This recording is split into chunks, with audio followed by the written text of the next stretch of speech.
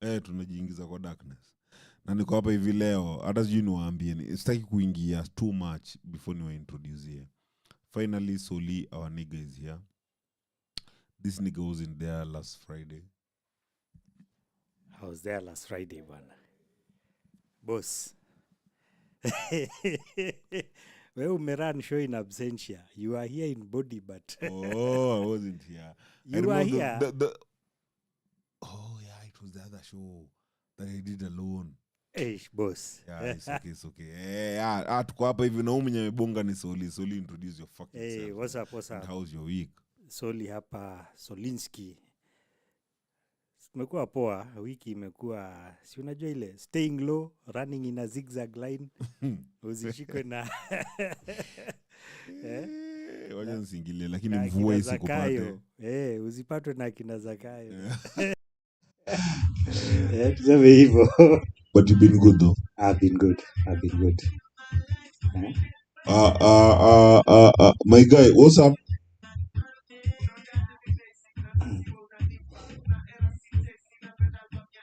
Tu producer bwana. Anyway, as my producer is sorting that shit out. Apart from Soli, tuko hapa hivi na tuko na Sultan mwenyewe. Yeah, guys.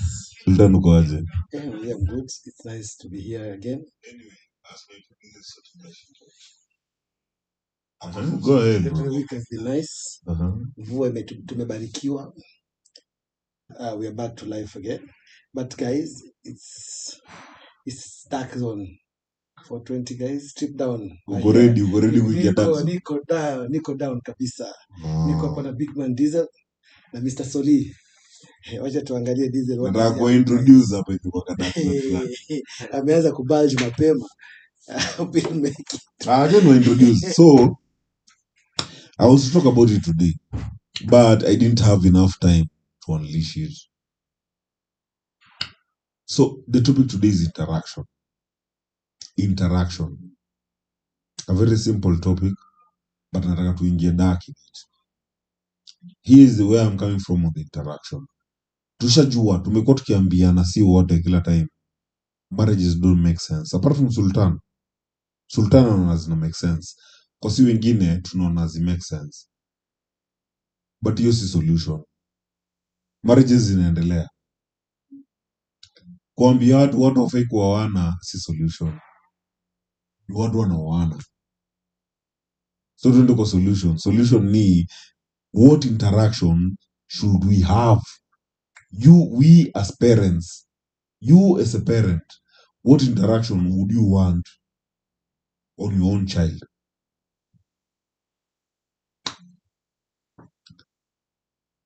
Sijamaliza msingilie.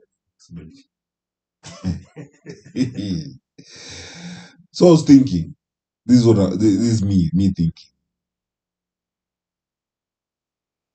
Marriages needs particular individuals. Si kila mtu. Marriage interactions need particular individuals. Individuals that understand responsibility, individuals that understand loyalty. That's all. Those two things. Responsibility, loyalty. And violence. No, just responsibility and loyalty. That's what marriage needs. It doesn't need anything past that. Don't bring at your marriage needs love. No. Responsibility and loyalty. A marriage is like a cartel, bro. That's a whole fucking cartel. Hey, if you can manage to marry more women, you can create a whole army. You know, each woman gives you 20 kids. Bro, do you know what you are having in your hands? So, I'll say loyalty and responsibility. That's for marriage. Now, we always told sex, unafundishwa hadi venye kudinyana. We always taught how to fuck. But in sex, anyone can be good in sex for as long as you have a connection. Whether you have a big dick or a small dick. You can be good in sex for as long as you have a good connection. mkiwa na connection fit buda utakuwa unadinya odem anasikia nikaa unamshika brain buruin. In the same platform kuna wale maniga who can lay down pipe with no connection bro, niga na dinyia mtu wako na chizi. Kuna wale madem kuma zao ni kama they were just meant to be fucked. You have no connection with that chick, but damn bado unakaigivu mkumbuki jina mpaka unauliza beshte yake, ulikuwa na beshte fulani ulimleta siku fulani, unakumbuka tu hiyo, but alikuwa na kuma nyingine bro ilikushika for the night. Haikuachilii for a Iko lifetime. chini for the night bro. Inaponya hivi tu inakunyonya. Kuna hao waachwe kwa street bro. Don't mess with those chiles, don't mess with those niggas. Hao ni watu wafai kuwa kwa marriage, hao ndo wana muddy waters za marriage. Communication inafaa kuwa hapo, inafaa kuwa ni hao wanafaa kuwa kwa street. Haya, kuna wale wasee watu wa beliefs, kuna watu wana believe on beliefs. Wale mtu anaweza kuja hivi ya feel kitu yote anafanya si yeye, there's someone greater than that person. Wana feel hivi, hao watu waachwe tu church. That's what I was feeling.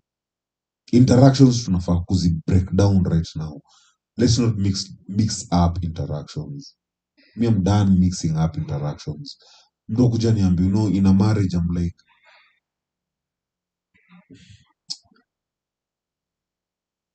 when my sis introduced me to Hanika, lika hivi niko really, nimeongelea uniga hadi niko really, uniga nishaona. But aligo hard akasema ni huko. Nikasema take your nigga. But ukweli ni tunajuana, kufundishana inaingiana. Uko unaingia hapo unaenda kufundishwa, but you are not supposed to be the one, because we don't understand the interactions. Wewe utakuja uniletee bwana, mimi nikubaliane na wewe juu ni sistangu, but wewe hafai kuwa bwanako. Or nitakuja uniletee bwana nikubaliane naye juu nimeona bwanako nimemlike, because me like my brother-in-law, man. Me like him. Sisi taka sistangu amwache. But both of them had to learn together, to live together, which I feel haifai kuwa hivyo. Interactions, you're not supposed to learn together. Interactions means you're supposed to interact. There's no learning. You're supposed to interact. So if me and you can't interact, we learn as we go. That's toxic. And for me to finish this, anytime you are looking for a red flag, getting a red flag is very easy. Nataonyesha kwa hisho. Getting a red flag is very easy. The best way to get a red flag, get a mirror. That's the best red flag you have in your life. Jiangalie tu. You are your own red flag. Hakuna mtu mwingine anakuharibia maisha, ni wewe. Ukaijipata unadinya poko, si poko alikutafuta, ulitafuta poko. Ulijipeleka mwenyewe. Hakuna mtu alikupeleka huko. Ukatoa pesa yako kwa Kitu mfuko. hii. Ukatoa kondom, ukavaa, ukapanua hiyo kitu, na uliidinya but Hapo ukakataa kuvaa pia ndio shida. hiyo ni yote. Kioo, red flag haipitagi kioo. Hakuna mtu mwingine ni red flag outside here. Ati women with tattoos, uliona hiyo tattoo saa ngapi? Women who are masculine, uliona hiyo masculinity saa ngapi? Kwani wewe unaenda tu kutafuta watu na kitu wako nayo? Kwa hivyo wewe ndio red flag. You're your own red flag. Hiyo ndio ilikuwa nimalizie. Interactions. That's all on interactions. Sasa hizi niko na Sultan hapa hivi na niko na Sulinski. Nataka kusikia tunasongaje na hii story. Maybe me personally, me really go dark on everything. Suli can go dark in a very playful way. Wacha tusikie. Suli, what do you think about all that? kuna msee nilikuwa nasikiza some time back, I can't remember who it was, some content creator. Nilikuwa nasema the problem with modern relationship is because we want to mix the different games. Kuna street game. Street game unaiwacha kwa street. Kuna marriage game. Kuna different games yani. So wewe jua ile game unacheza na usianze kuzimix. Manake ukizimix hapo ndio So mashida. utajua aje Soli? Unajua hiyo ndo problem. Utajua aje uko position gani till you experience it. Utajua aje uko position gani? Cause it's easy. Naona nasema we've been saying marriages are not working. That content is past due, bro. Uniambia marriages are not working. Sawa. Then what? Then what? Eh, Tunafanya aje? Ukuja uniambie fear women is past due. Okay, now I've feared the women. Then what? ingia baridi. Then what? Then chill. Unajua so meaning vile tu umesema kila mtu achukue saidi yake. So hiyo saidi yako utajua aje ni saidi yako? How would you know you are actually a marriage guy? How would you know you are actually a fuck boy or a fuck girl? How would you know you're actually wacha nichukue kama ma sisters manan hawa watu wenye wana decide kuchukua church. How would you know? Church game. As in wewe you're a church game kind of person. The streets will tell you. No, we are not dealing with streets. We are having here one of the longest married niggas. Sultan Odumbia, how would you know? Or what's your take? Mi husema hakuna marriage mbaya na hakuna marriage nzuri. It all depends on an individuality. Marriage is not about connection. Sometimes it's about understanding the person. That's what you're against. And I've always said, in marriage, there's a lot of work to be done. There's understanding, there is trust, there is responsibility, there is commitment, there is sacrifice. But you just picked one side, Sultan. We are not against marriage. We are not against anything. Umeenda tu, you are now defending marriage. No, I'm just giving you, because everything has rules. Any game has rules. Even street rules. Even streets, kuna rules zake. You can either be a beast, be eaten, or you can be a beast and you eat the people. Yeah, you have you eat the beast. So inategemea what is your ideology when you go to that relationship. Forget about even marriage. That interaction, when you're talking about interaction, is about two people who have just come. They come from different backgrounds. They are here to form something which is unique. That the closeness, the understanding, the commitment, the partnership. This is one thing I've always said. In any relationship, there should always be partnership. Because if we go, Sultan, that's bullshit. That's fucking for me, bullshit. That's my idea. Hizi vitu tunaleta na vitu zote nimekwambia. Naona nakwambia sijakataa nazo. You see, you're talking from an angle of you have the information, you know. Unaongelea from an angle of ukiingia kwa hii situation jua ni hivi na hivi. Hizo kitu na happen. Naona nimesema nikianza hii kitu tumeagree si wote marriages are not working. Si ndio? We are all looking for a solution. Unajua when you generalize it, ukisema marriage are not working, for who? Okay, when I generalize it, nimetumia percentage, Sultan. Tukisema there's 100%, yeah? Is it 50-50? Marriages are not working, 50% marriages are working. Or is it most percentage marriages are not working, and the lesser percentage marriages are working? Which one is it? When we say about marriages are not working, once we generalize everything, we are dealing with percentage, Sultan. From which angle? Kwa sababu tukisema marriages are not working, and there's some communities marriages are working very well. Which ones? No, we are talking of generality. Because and please, ukisema communities, because we are talking in general, to flow to which communities are those that their marriages we talk of communities like Somalis, we talk communities like Arabs. Wait. Like Somalis, their marriages are working. Oh, they are working. Because why there's interaction of family? they are coming in together as a unit, as a family, because marriage is about two Where, in families what coming. aspects do they work?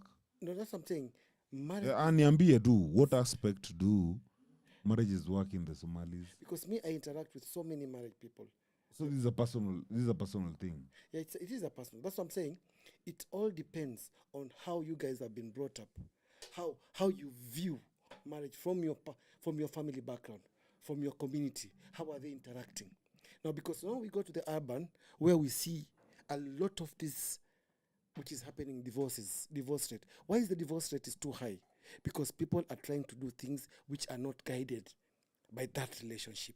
Because once you say, I am married, but tomorrow I want to start dogging out my wife, I want to start cheating, that's the ground rule of divorce.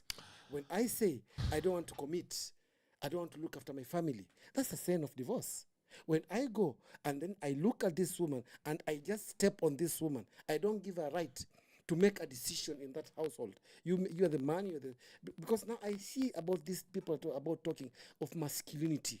They say a weak man is a man who does huyo amekaliwa, because the wife can make this suggestion. But remember, these women, you are taking them, si watu wa mashambani, kuna watu wa town wameona, they know what they want. So when they come to your house, they also have, you give them a chance to make a slight decision. That's what I'm talking about, partnership. You give them time to make a slight decision, to make a suggestion. Sultan, do you know why I feel like you're really bullshitting? You're really bullshitting kwa sababu hadi me personally, the person have an issue, my wife have an issue with when it comes to discipline. What do you mean by discipline? What do you mean by discipline? Wacha nikueleze, tulia. I have no problem raising my kid. I have a problem when discipline is involved. My wife getting involved. Because the way you know my wife acts on impulse.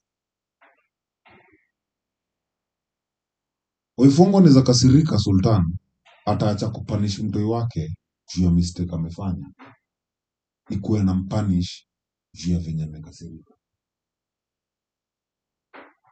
You understand? I understand.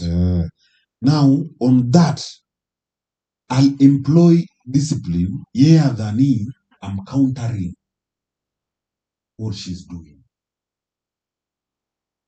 But I am not countering. Na nikurudishe back. Hiyo pekee itafanya nikosane na wife wangu aone I'm not with her. Hiyo pekee. But in real sense ni haelewi interaction inafaa kuwa inaendelea hapa. You advocating, there is no rules. There are rules. Venye tu umeanza, venye ukasema, kuna rules kwa kila kitu. Bro, even in chaos, kuna rules. Even in chaos. But now the place where hakuna rules. The place where hakuna rules, Sultan. Wacha rules kudanganye. Anywhere hakuna rules kuna inaitwaje? Disintegration. Vitu zinaharibika, vitu zinamwagika. Mahali hakuna rules. no. Kwa nini I was using my wife's example? Ni juu una advise mtu ndio patana na huyu mwache. Bro, if you give a woman power, then atakuja kuonyesha we can all do this. No, it's not about power. It's about when what? two people come together, they sit down and make a ground rule. No, what is acceptable, what is not acceptable. Because now I cannot act. Nieke nataka Soli kusikia Soli on this opinion. No, ngoja wacha yeko hapo. Hii bado niko na wewe. Ndio nakwambia. Hata uinsistaje hata kwa chaos kuna rules. So before this woman come to your house, lazima mumekubaliana what is acceptable in this house. No. Imagine before ukubaliana na mtu. Wewe ukiwa na mwanamke na discipline. Not about a matter of discipline. Before mkubaliane. Before mkubaliane, Sultan. Unataka kudiscipline mtu. Before mkubaliane. Umepatana na mwanamke na kuna mtoto. Before mkubaliane venye mnaishi na huyo mwanamke. mmepatana na yeye na kuna mtoto na discipline huyo mtoi. Wajua mimi sijui about discipline because me I don't discipline my kids. One thing. I don't do physical Nieke Soli discipline. tafadhali bro, nieke Soli, nataka kusikia Soli on that. Sifanyi ile vita ya kupiga mtoto. So Mimi, you're not in charge of discipline. No. It's not about discipline. It's about communication. Oh my God. You know, there's Soli. a difference. Sorry. Wa, Soli, I'm going to ask you this very hiyo siku slowly. sitakuwa Very mrefu. slowly. Nataka ikuwe very mrefu. Soli, wacha nikuulize Soli. Oyugi, how many hours do you have? How many hours do we have on this show? You have 2 hours. That's our producer ametuambia na tunacheza nayo venye naenda. So Soli, wewe as a man umepatana na mwanamke na kuna mtoto. Si ndio? Let's take an instance of umekuwa security. Kuna bombing ina happen. So lazima tucheze ile we are securing place tuko. Before we move, you have to secure the area you are in. Right? Now the area you're in, there's a woman and a child. Who's handling discipline?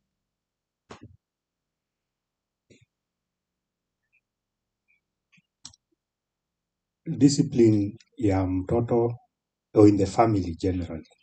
No, I'm using, naona sijaenda kwa family, nataka tufike kwa family tukisonga. I've given you a scenario. Soli, you need to handle a situation.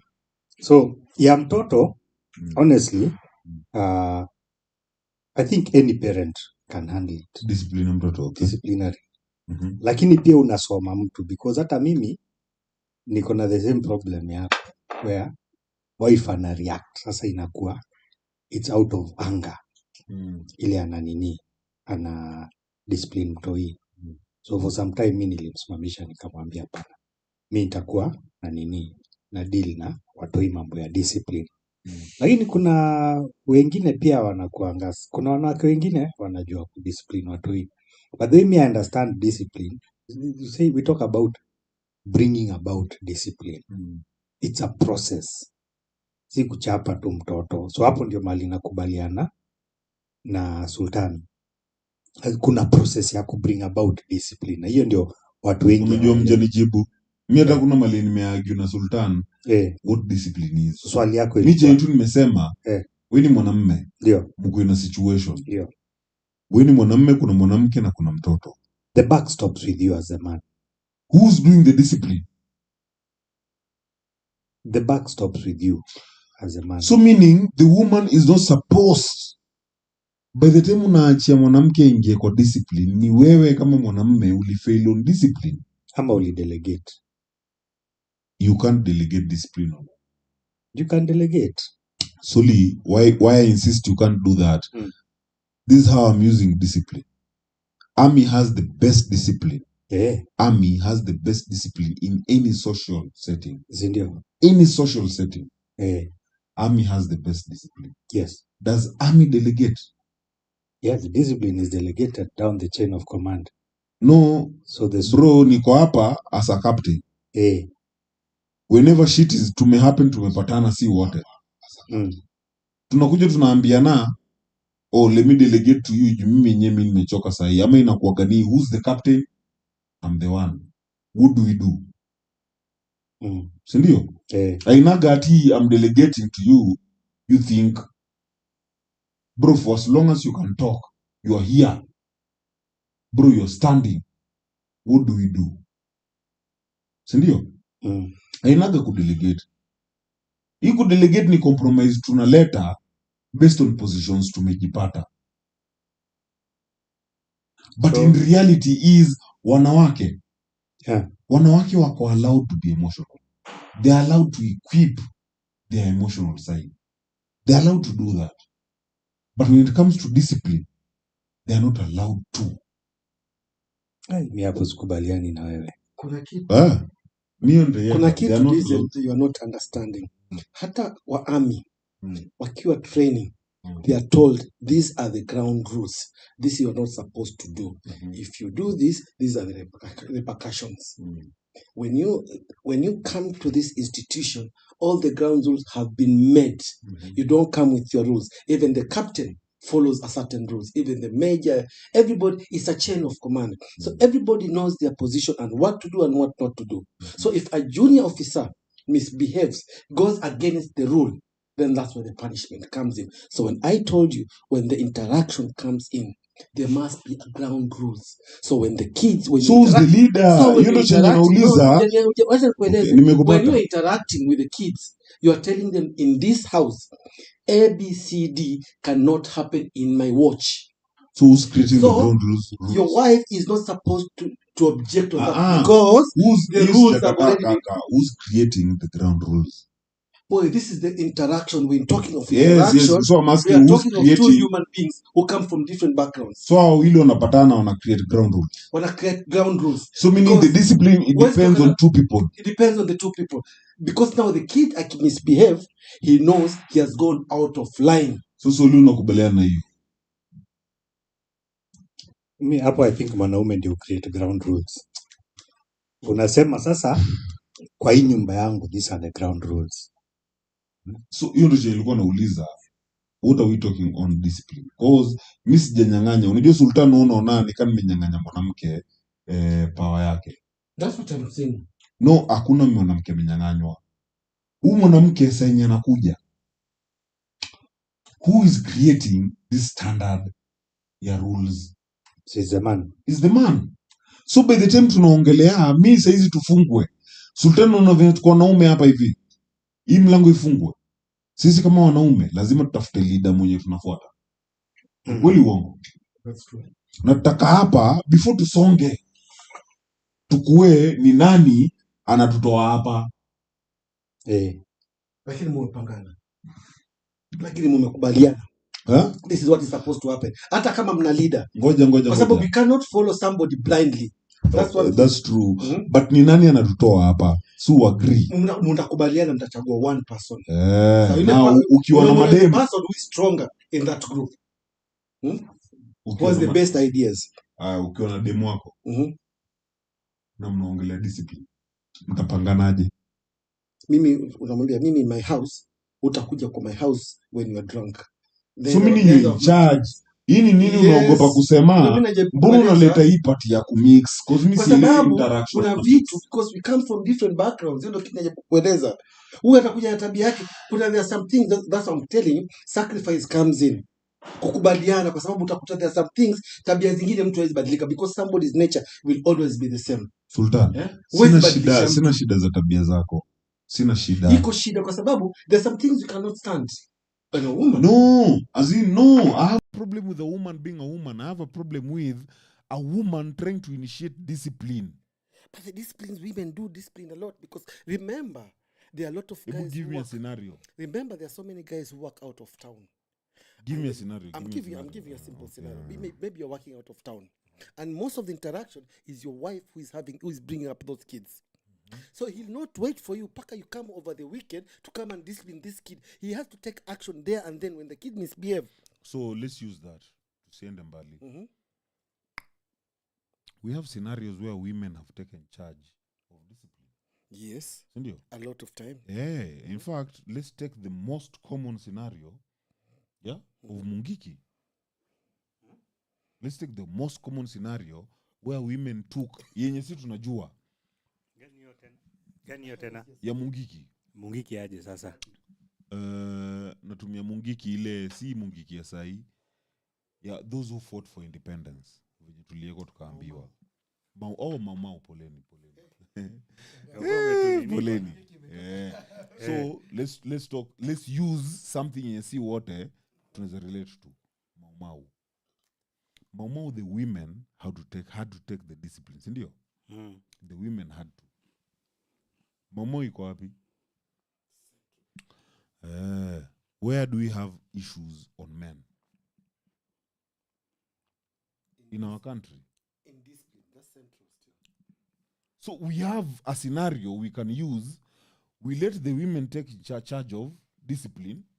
I wouldn't call it discipline. I would say, okay, discipline is a function also of leadership. Yeah. So me nasema, I think leadership is a function for men. Everywhere where women are Soli, don't be general. Tunaenda huko. We'll have that tukifika huko mwisho, sindio? Saizi tunaenda, let's just be nitty-gritty with it, let's just be dark with it, sindio? Let's just be nitty-gritty with it. On the nitty-gritty solely, if I'm not around, then the woman has to take the role of discipline. Yeah. If I'm not around. Now we are using the example of in the areas where the men were not around and the women took the responsibility of discipline. How did they do it? Ndio nimepeana the example we can all share is Mau Mau. Sindio? The women took over discipline ya kuraise wanaume.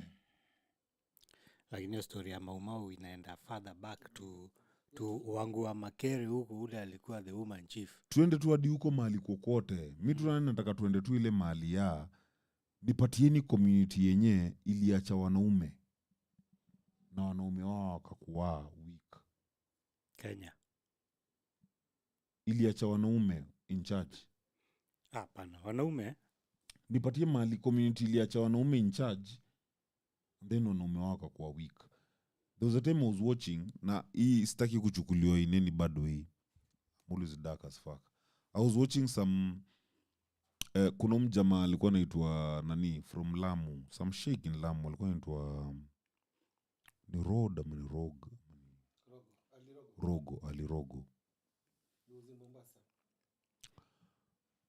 Kikambala pale ukipita. Now niko na issue na venye Alirogo aliamua kucombine kila mtu kwa message yake. Mali sina issue na Alirogo ni message yake. Nigga came clean. Ako like, mbona tusikize kafiri? As in, this is a believer in his shoe. Mbona tusikize kafiri? Hata we Ali, does it make sense? Usiende kwa hiyo inakosanisha watu. Enda tu kwa summon, kwa message. Unaweza encourage mtu asikize kafiri? Unajua Jibu tu. Waweza encourage mtu toka asikize kafiri? Unajua lazima tu specify kafiri ni nani kwanza. Kafiri ni mtu asikizi Muslim naye. Mimi si Muslim. Kafiri ni mtu ambaye hana dini. Sawa, sina. So utanisikiza? Siwezi kukusikiza kwa sababu your message ita contradict from my beliefs. Bas. Now, nyinyi hamtaki kuja mseme hivyo, lakini yule alistick to beliefs zenu. Because we believe our religion is complete. We believe in any person who has a guideline of a religion, they believe their religion is the best. So for another person to come and preach to them, they will not take it because it will be against everything they believe in. Thank you, Sultan. So ndo chenye nasema, discipline yenu nikichukua Muslim is based on man. Definitely. Ndio, it's based on man. Na nyinyi mko strong. Based on man. Bro, jamaa was in Lamu. Hata sisi ya Nairobi, watu wengi utauliza mtu akaa anajua Lamu. Nairobi mtu ajui Lamu. But before you know it, the nigga is blacklisted in FBI. Lamu, because of what the message he was giving. And very strong on the message. Now, the message might have been wrong, depending on the morality we've taken. But the nigga stood by his word. And he wasn't wrong. Tuongeni tu ukweli. Sultan, ulimsikiza, he wasn't wrong. Ni ile tu, kaka, you're preaching violence.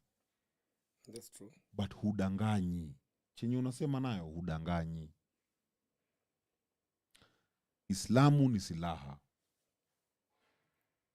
You know kweli.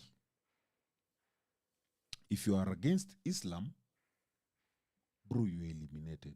Islam is a weapon for the righteous. True or false? No, I don't believe in that statement. Because it's very violent. That is dark. It's very violent. It's not violence. Islam are the most peaceful people. You know, I'm saying the statement is very violent. Because it's dark. Islam, you people call yourself mnajiita peaceful.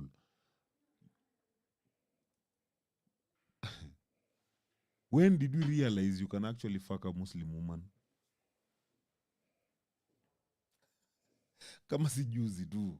Si juzi tu tukaona kumbe kumbe buibui tunaweza Now vua. when we talk of interactions, Tuko kwa these interaction. interactions. Ndio maana nakwambia tuingie kwa darkness, ndo nikwambie Uislamu ni silaha. No, I'm getting silaha back, ama I'm si silaha? getting back to no, si silaha. Islam is a way of life. Islam actually the meaning of So Islam. if we don't live like is a you way of people, are we life. okay? No, we are not. We are okay because we're supposed If to we interact. don't live like you people, are no, we okay? we are okay because we need to interact. Sasa we are not living like you. Sultan uliniambia mimi utanialika ukipata mimi ni mtu Mimi roho nikwambia mbaya. ukikuja ukisema nataka nikupikie nguruwe sitakupikia. Ukikuja na bomu yako nitakwambia nenda nje hapo kavute, ukimaliza kuja na bomu yako kuja ndani. Kwa hivyo Ukiniambia hata kuja na tembo mimi sitakununulia. kwa hivyo mimi na wewe hatuwezi kaa hivi pamoja tukue binadamu. tuko binadamu, sio unakunywa sasa na mimi nakunywa juice. Utanifukuza nje nikavute bangi. Ni bangi yako kwa sababu kuna rules and regulation in my house. Meaning ndo nasema wewe ukikuja kwangu mimi uvuta bangi kwangu ndani ya nyumba. That is your ground rules. So ukikuja kwangu utakaa na mimi nikivuta Nitakaa na bangi. wewe ukifuta bangi yako utavuta bangi Poki yako. kuja tutakula. Mimi sitakula. Ni Wewe kwangu. utakula, mimi So sitakula. mbona unanikataza nisikule pork kwako? Mimi kwangu sitapika pork. Imagine It's nimekuja na yangu. Hiyo ni yako. So naweza kula kwako? Kula, mimi sina maneno, bora sitakupikia mimi. Mimi sijakukataza usikule pork. Lakini sitakupikia, sitaenda dukani nikapurchase kwa sababu nataka kufurahisha diesel. It's against my rules.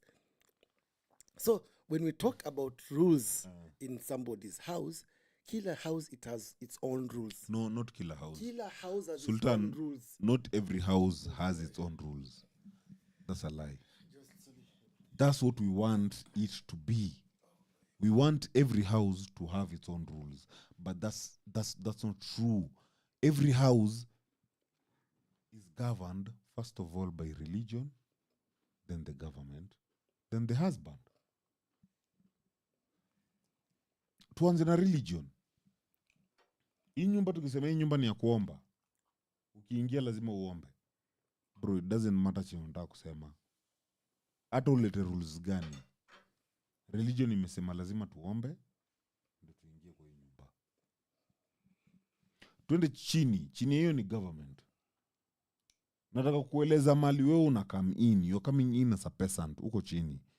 Government, your hao is governed on taxes. Hao yako unaogopa kuna time unaweza kuwa auction or not. Hao yako kuna rent unalipa na kila kitu. Hiyo ni gava. Kwa hivyo ukiamua una make noise hapa unaweza ripotiwa. Ukiamua unafanya hivi unaweza tafutwa. You have to play safe. Then so kuja kwako. You as a mere human being unafaa kufanya nini?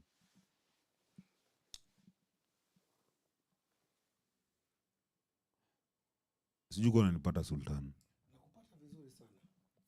Nakupata vizuri sana. So meaning rogo venye naongelea rogo, he meant his talk. Wajua tunaweza kuwa the same class. We are taught the same subject.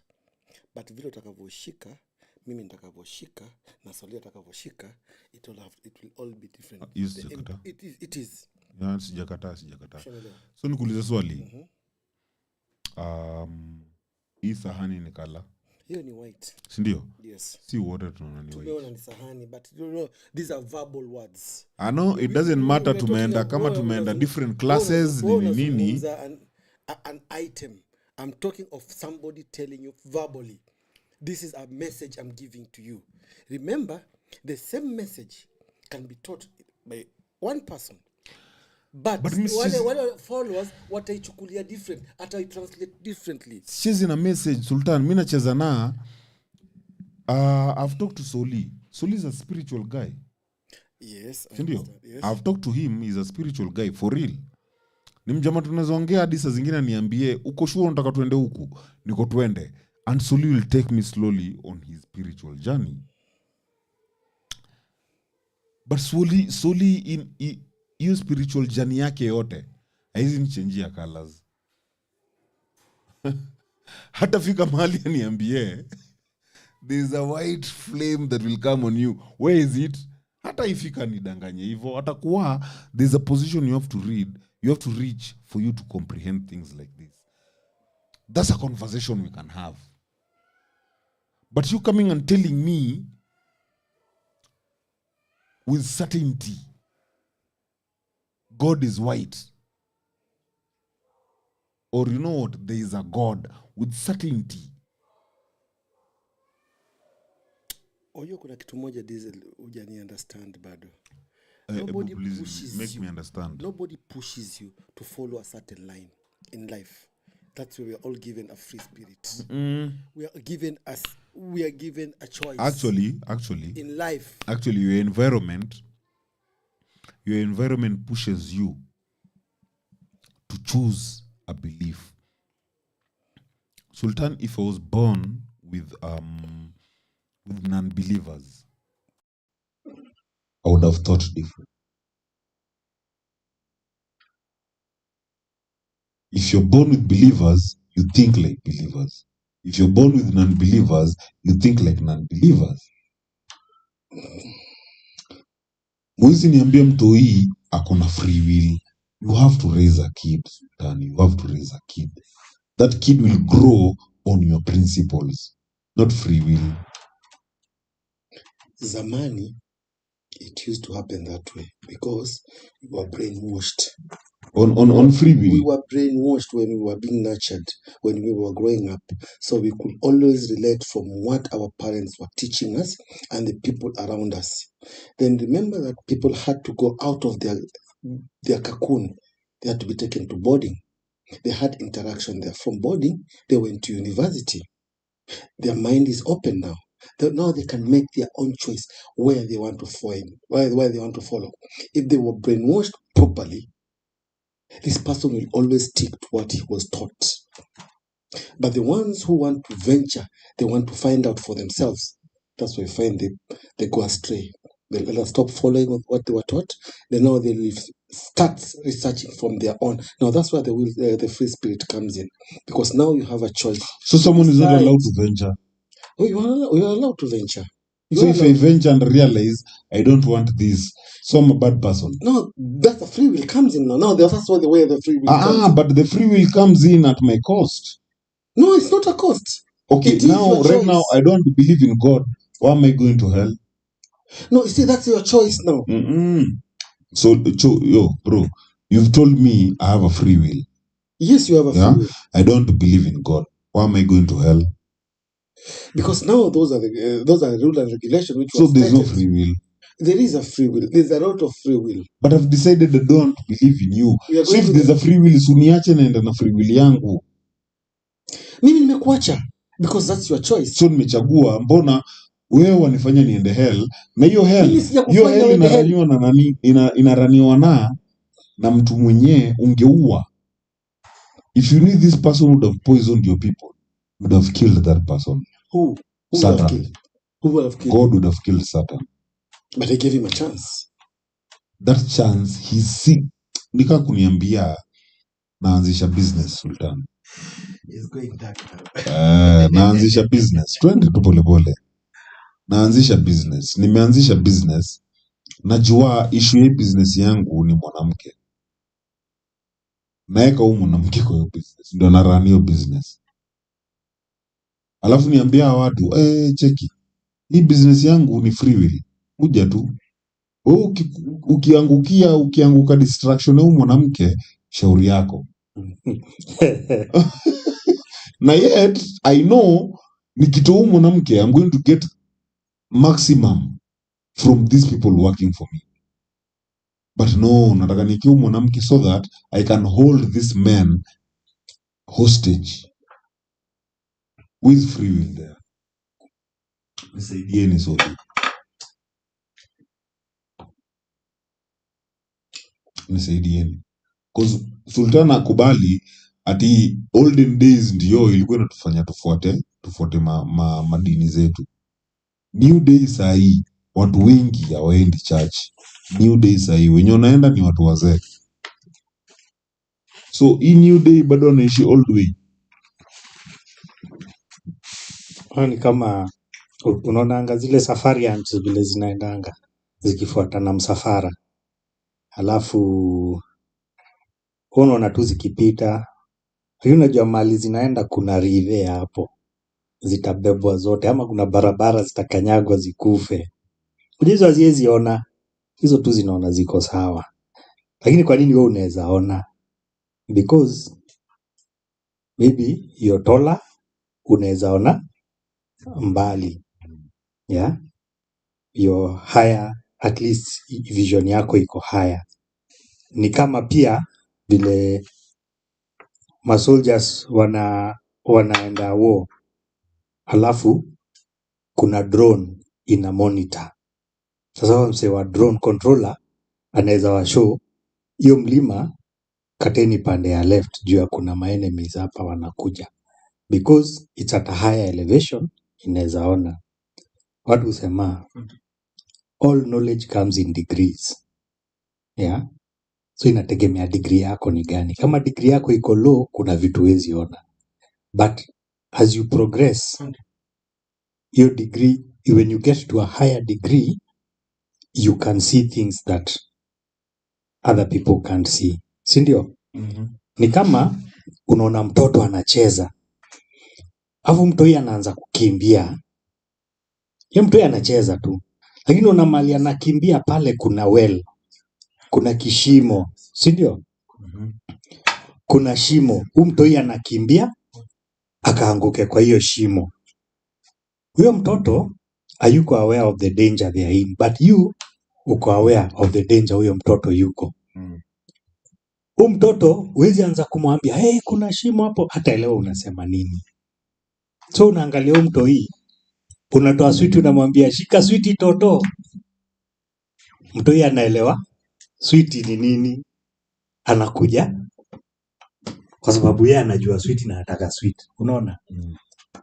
So umesave huyo mtoi kuingia kwa hiyo shimo, because hata ungeanza ku reason na huyo mtoi angeelewa nini unamwambia, unaona? I think religion inakuanga hivyo. Watu wanapewa switi, unaambiwa acha kufanya vibaya utaenda hell, wewe fanya vizuri utaenda heaven, ama utapewa 72 virgins ama nini, yeah. But kuna wale watu wameenda up Mount Sinai, yeah. Na Moses mi sidhani alipanda Mount Sinai literally. I think he just went to a higher elevation, ndio akapitisha hiyo law from a higher elevation,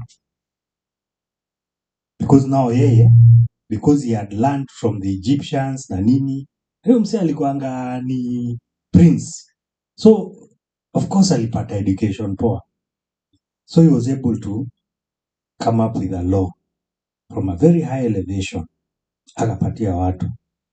So tukiongelea vitu za religion,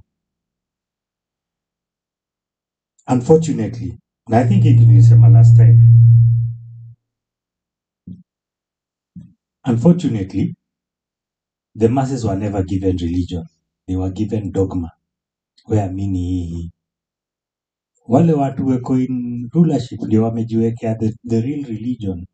And the real religion is very scientific, wao ndio wanajua, lakini nyinyi hamtaipewa religion. Sultan, do you agree with that? Unajua most of these rules in religion ni vitu tukikuta. Utakuta when you were given this book, the first thing you were taught, read the book by yourself. Read the verses and the topic and the history, what happened there. So at the end of the day, you make your own choice. Decide, is this the right way for me to, is it the right path for me to take? Is it leading me there? Is it giving me the information I really want? So me, at the end of the day, when somebody follows religion blindly, I find them, they are so stupid. Why? Because you went to school, you are given the knowledge. You have eyes, you have brain, you can make your own mind. Does this thing make sense to me? Should I follow it? So it, at the end of the day, when I talk about free spirit, I say when you read something and it makes sense to you and you start following it, then you are free spirit. Then you've won the war.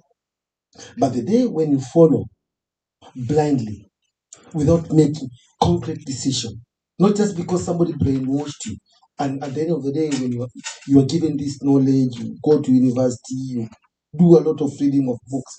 At the end of the day, what conclusion do you come with? Does it make sense to you? Me, at the end of the day, I always tell people, if you read something and it makes sense to you and you follow that, then you've won the war. So Sultan, let's deal with huyo interaction. Chenye unasema na chenye Solia amesema. Both of you are making sense. Different sides, but both of you are making sense. Tukuje kwa interaction.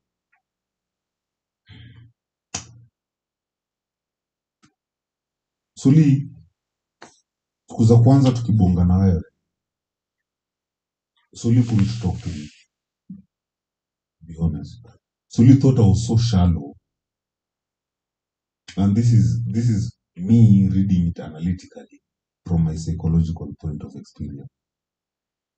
Suli thought I was so shallow, tungebonga naye angesema we bado. Suli ndo angeshinda akiniambia mi bado. Juu tungeongea kitu tuna argue, Suli ana dismiss. Tungeongea kitu tuna argue, Suli ana dismiss. Because I was coming from a different point of view. The day we agreed with Suli, we are talking about spiritualism and religion. Imagine, I don't know how Suli had to accept me for him to now start having that conversation.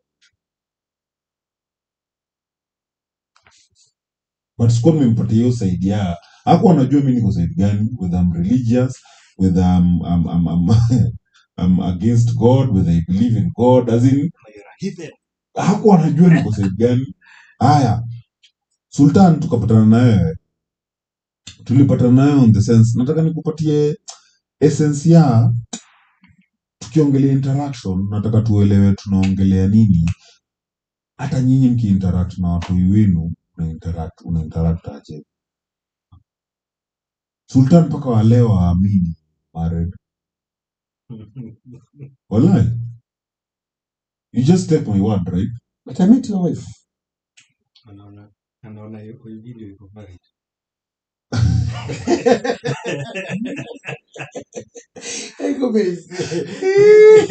But as in, you just took my word. No, I took your word.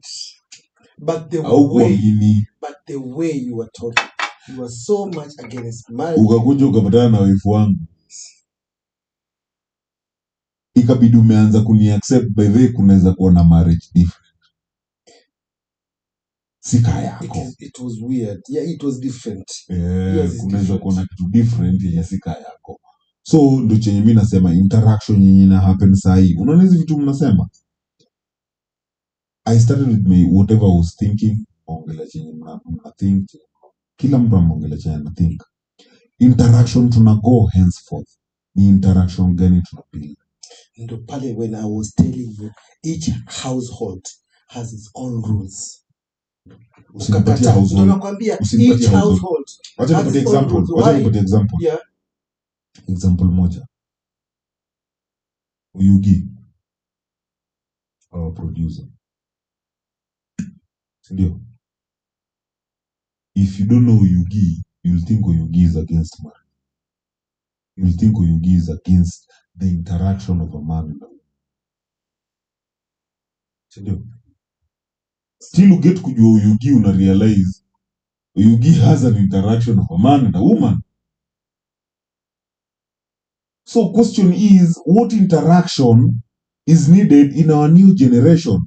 The problem I have with you is you want to insist marriages are working, but there's a new interaction that can be developed that is not marriage. It is marriage. You see, wewe unataka kuniambia kuna one rule book ambayo is supposed to be. Hakuna one rule book. Ni actually nakwambia kujua adapt. Nakwambia hivi, unaona hii generation kuna wale wenyewe wanaweza amua kupatana na wanaishi fiti. na wataki watoi. So nakwambia that's the interaction. Hiyo ni kitu makubaliano between the two Hiyo si people. marriage naye. It's still marriage. Marriage gani? No, it's still marriage. Okay, ni gani? Baba, Marriage gani? unaweza kupata msichana kama Ni marriage gani? Ngoja, Kwa sababu if you are talking about marriage, Sultan, I'll define for your marriage. Kama unataka nikudefine. Nikudefine marriage. for me. Tuende. It's a union between two people. That's a fact. Yeah. Sijakataa hiyo. The interaction ya sahi is not a must to be two people. Let me give you your time. Interaction ya sahi tunacheza hata hawa watu, hata hawa madem ama machali, kuna madem wenyewe wana kazi ile za mimi sitaki kuona mtu wangu daily. But siku namuona ni mimi na yeye. Hizi siku zingine kila mtu aishi maisha yake. But anyway, yangu muona yangu ni extreme, si ndio? Nataka niwalete polepole muelewe that is actually something that is happening in the sense of olden marriage. Tukiwa tumeoana tunaishi pamoja full blown. In nowadays kila mtu ako na kwake. Then hii siku yenye mimi sina shughuli ya kufanya, wewe una shughuli ya kufanya, hii siku tuna meet kwa nani? Are you going to bash down that interaction? That's not marriage. Now, it doesn't matter whether the woman can have more than one sexual partner or the man can have more than one sexual partner. In this day and era, can you manage the olden ways, the olden standards of a marriage? Can you manage a man as a husband? Can you manage a woman as a husband? As a wife? Can you? Saizi mwanamume akuja kuambia, you know what, I'm deciding to be the husband, the traditional husband way. Will the woman manage that? If the woman comes and says, I'm going to be the wife, the traditional way, will the man manage that? In this day and era. That's the interaction I'm talking about, Sultan. I think one part of the problem is that today is that a lot of people on both sides, both men and women, they want traditional outcomes when they themselves are not traditional. So I think the women should accept we are modern women, and the men should also accept that we are modern men. So there, Soli. Yeah. That's what I'm asking. What interaction should we have on modernity? Let's not stick to, because Sultan is coming on old ways. I'm like, me, I'm an old school guy. This is what a man should do. This is what a woman should do, right? That's what Sultan is coming from. So I'm asking the interaction that should be happening right now in a modern way. As a modern husband, what does it mean to be a modern man? What does it mean to be a modern woman? Let me ask you a question. Yes, please, Alan. Can you live free of law? No, you can't. Unless you are not a citizen. Not even just, okay. So the government makes laws. Yes. Can the government make a law that will make the sun not rise? No. So who's the bigger lawmaker? Nature. Yeah. So are men and women part of nature? Yeah. So there are laws that apply to nature. Yes. And to the nature of men and women. Yes. So whatever you do, you cannot escape those laws. Mm-hmm. And when you work with those laws, there's a what are they called? A law that says that for nature to be commanded, it must first be obeyed. Yeah. Mm-hmm. For you to command nature, you must first obey it. Mm-hmm. Now, if you go out of order, the order that nature sets, what do you think will happen? Nature will find a way to sort that shit out. And there will be chaos. Sindio? Chaos. Like we are having today. Yes. So part of the chaos we are having today, even amongst our relationships as men and women, is because we are out of order. Yeah. We are living unlawful lives. Mm-hmm. So I think men and women need to now find the laws that apply to you as a man. Because a man has a certain nature. this nature is imbued in you by nature, and you can't change. Yeah, and unfortunately, society has been trying to social engineer Out of nature. out of nature, and we're having all this chaos. So maybe we should first think and go back to how we are supposed to be, yeah, in nature, and, Like and we be start, barbaric. not barbaric. What they call barbaric, Hmm. like they have said, Yes, there's chaos. In nature, there's chaos or order. yes, Both sides have rules. yes, Order has rules, chaos has rules. yes, It depends which side you've chosen. yes, Ndio? yes. Kwa hivyo kama tuna deal na nature sahii tunaamua tunaenda nature. Si uchague tu side yako. Nature is very orderly. Yeah? Nature It is doesn't very matter orderly. whether it's good or bad, it's orderly. Yes. So, Sultan, Solu siendelee mbali sana. Sultan tupeleke. What do you think? Because Soli amejibu vifiti sana. For us to go on with a new interaction, let's embrace nature. The new interaction is embracing nature. Let's follow nature. Wewe? When we talk about rules and nature, No, we Even are not the- talking rules no, and I'm nature. talking We are talking about nature. we are talking about nature because the nature, it had a way of guiding people. It is a don't way. usiongelee past tense. Now, I'm not. It has it a has a way. way of guiding people because you cannot give birth. Can you give birth? You cannot give birth, but you can get an erection. You can give a woman. You can make a woman pregnant. That's nature. Pregnant, yeah. When you turn to be a woman, can you carry a baby? What do you mean when I turn into a woman? You can remove your technology can remove your genital. Oh, and like your when I curves. when I do a he to a He she. who yes. Oh no, I can't You get can't a carry a baby. baby because you're not created that way. It's not nature. That's nature. That's how you are created by God. So I'm going against nature, so I can't When you- ask if you something turn, you'll that is be, not You'll be a natural. he she, but you cannot function the function of a woman. Even when a woman has a dick, she'll get an erection, but I don't think she can make you pregnant. So these are rules of nature. You have to sleep because if you don't sleep, something will happen to you. That's a guideline. It's automatically. So when we stop embracing what nature has guided us to be like, we go against it. That's why No, Sultan, give me a solution. That's already a solution that has been given. So the solution to our new interaction. Soli amesema our new interaction, for us to go on right now, let's embrace nature. Whether it's orderly or chaos. But we have to adapt to the nature. The adaptation has to be there. No, don't tell me we have to. We have to What's your adapt. solution to the new interaction? The interaction is simple. Just go by the flow. So saizi You cannot go right when people are nikijisikia going right. demu wangu niko na demu wangu amejisikia anataka kutani into a he. That's Ni a kweli, let me decision. flow with the flow. No, yeah, that's a decision that the free will. That's the free will comes in. You think I'm dark? No, that's what I'm saying. So That's Leah, where you the agree free- with that? That's where the free will, because it has reached a step whereby people are not following the books. People are not following the rules. So what do? Let them follow what they want to follow.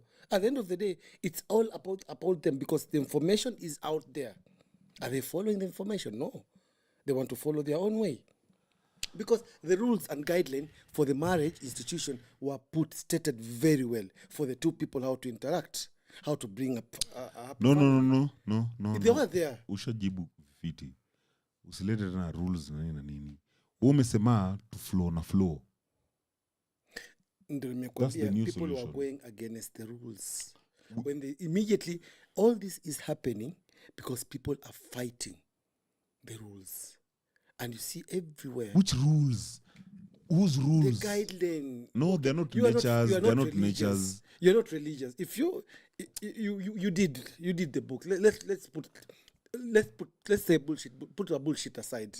You did Bible studies, and there were rules and regulations how to guide, how to run your daily life. One day, they were there. Isn't it? Yeah. Yeah. And you have all the information, but you went against it. Why did you go against it? No, Soli. No, Wait.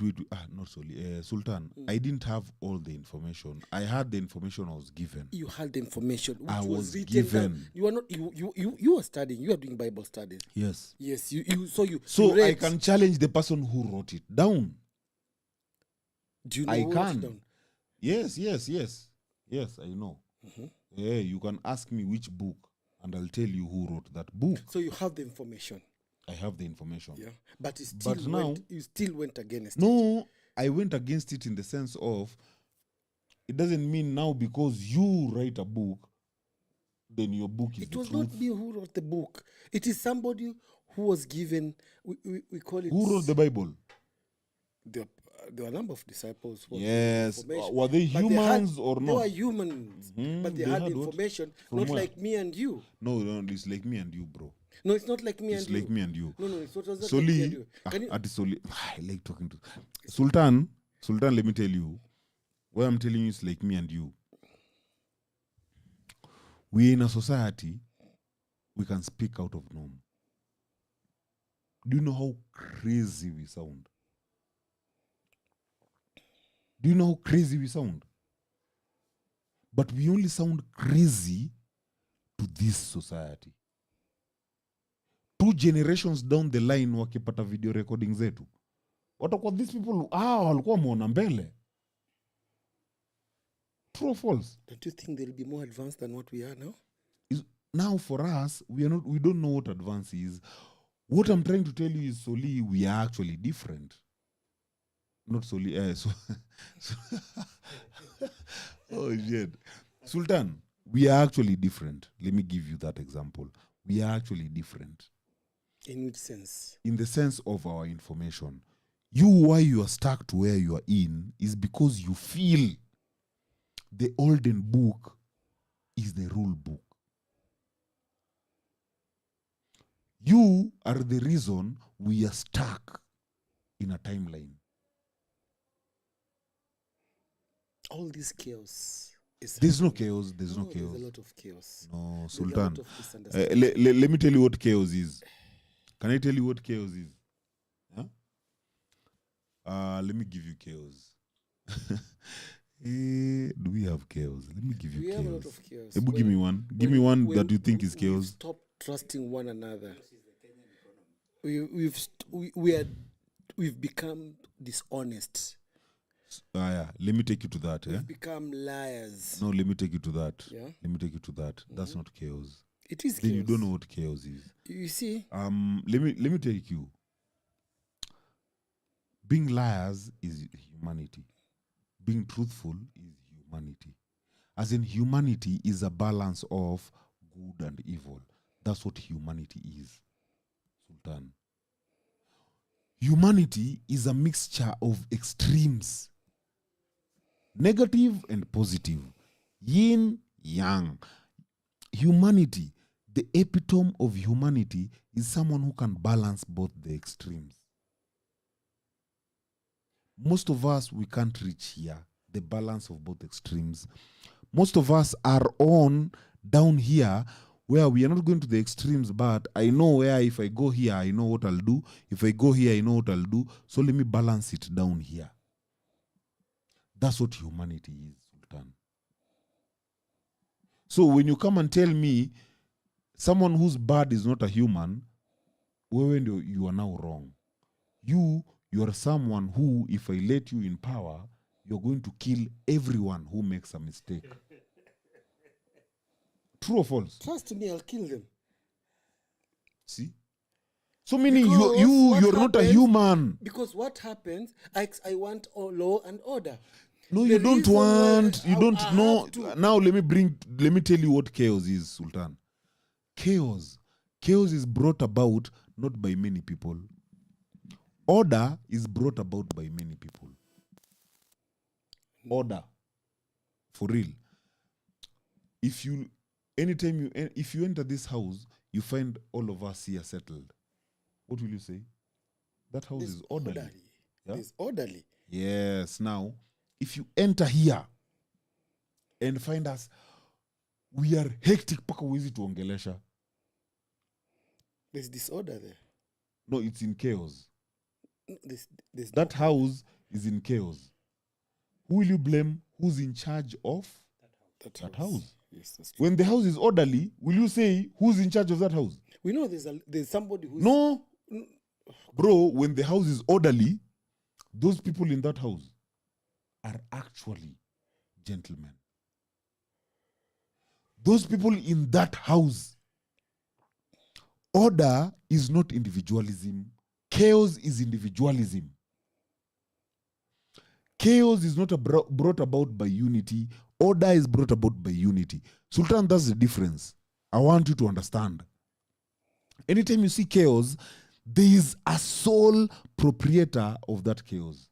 Anytime you see chaos, But even on order, even No. order, there's no soul, there's no, nobody follows order if there's nobody stating down his foot. I want A, B, C, D to No, happen. no, Solly, no. help me here.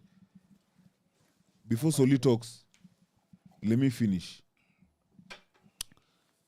Let me explain more on order and chaos. Let me give you a family setting. When you see a family is in order, you'll say that family is good family. When you see a family in chaos, you'll say that man failed. Chaos is individual. Order is many people meeting on one agenda. Order is not individual. Sultan, you have to understand, as in everything has its own. So when you see, when we had order in the world according to the Bible, when we had order, it was not about God. It was everything was going okay based on everyone. The moment we had chaos, you can pinpoint it. Who brought chaos? Who brought the floods of Noah? Who brought what? Who brought the... You will pinpoint all that shit to who? To one person. So, take us. You know, hallelujah. Amen. Amen. Amen. Tuko hapo. Oh, naona D ako hapa hivi. D, if you want to talk, just raise your hand. We'll give you the mic. So, let me bring both of you back to Nini, because you're both talking about the same thing. Yeah. You know, I read scriptures a lot, not just the Bible. I read Scriptures, yeah. many. There's a book called the Book of Nehemiah, yeah, where the Israelites had to go back to Jerusalem and rebuild, and they were given permission. But I'm just pointing out something, just one thing. When they started building, the work was divided to each family. So each family had to take care of its portion of the wall, yeah, and fix it. So if a family didn't take care of the portion of the wall and the enemies came, your family itakuwa imetuangusha. There's a principle in scripture that says that it's a man the idea to start a family comes from the man. Yeah? So you start a family. That which you create, that's a principle of law. That which you create, you control. Yeah? So if you create something that you cannot control and it brings chaos to us, then you, as a person who created it, are responsible. And it's a scripture that says, every man is responsible for his gates. If evil is found within your gates, you as the man are responsible. Yo, hakuna nini, two ways. You as the man are responsible. If evil is found within the gates of the city, it is the men of that city who are responsible. Yeah. So, if I'm living next to you, I should be able to live next to you in relative safety. Yeah? But if something comes from your home and harms me, yeah, I'm not going to start running after your toys and your wife. I'll come to you as a man. Yeah, get your shit in order. Kama umeshindwa na familia yako, then just disband it. Rudisha bibi kwao. No. Eh. Yeah, because now you're going to now start drawing me from my business to come and deal with your issues. Yeah. And for me, that's the principle I use. Even with women. That's why you'll never hear me nikiingilia wanawake sana. Kwa nini naingilia mwanamke? When you marry a woman, she's under your cover. You're the one covering her. I have no business coming to your woman to talk to her. Hapa ndio mali tunakosaneanga na mapastors na nini. Bibi anaweza sikiza aje pasta kuliko bwana yake.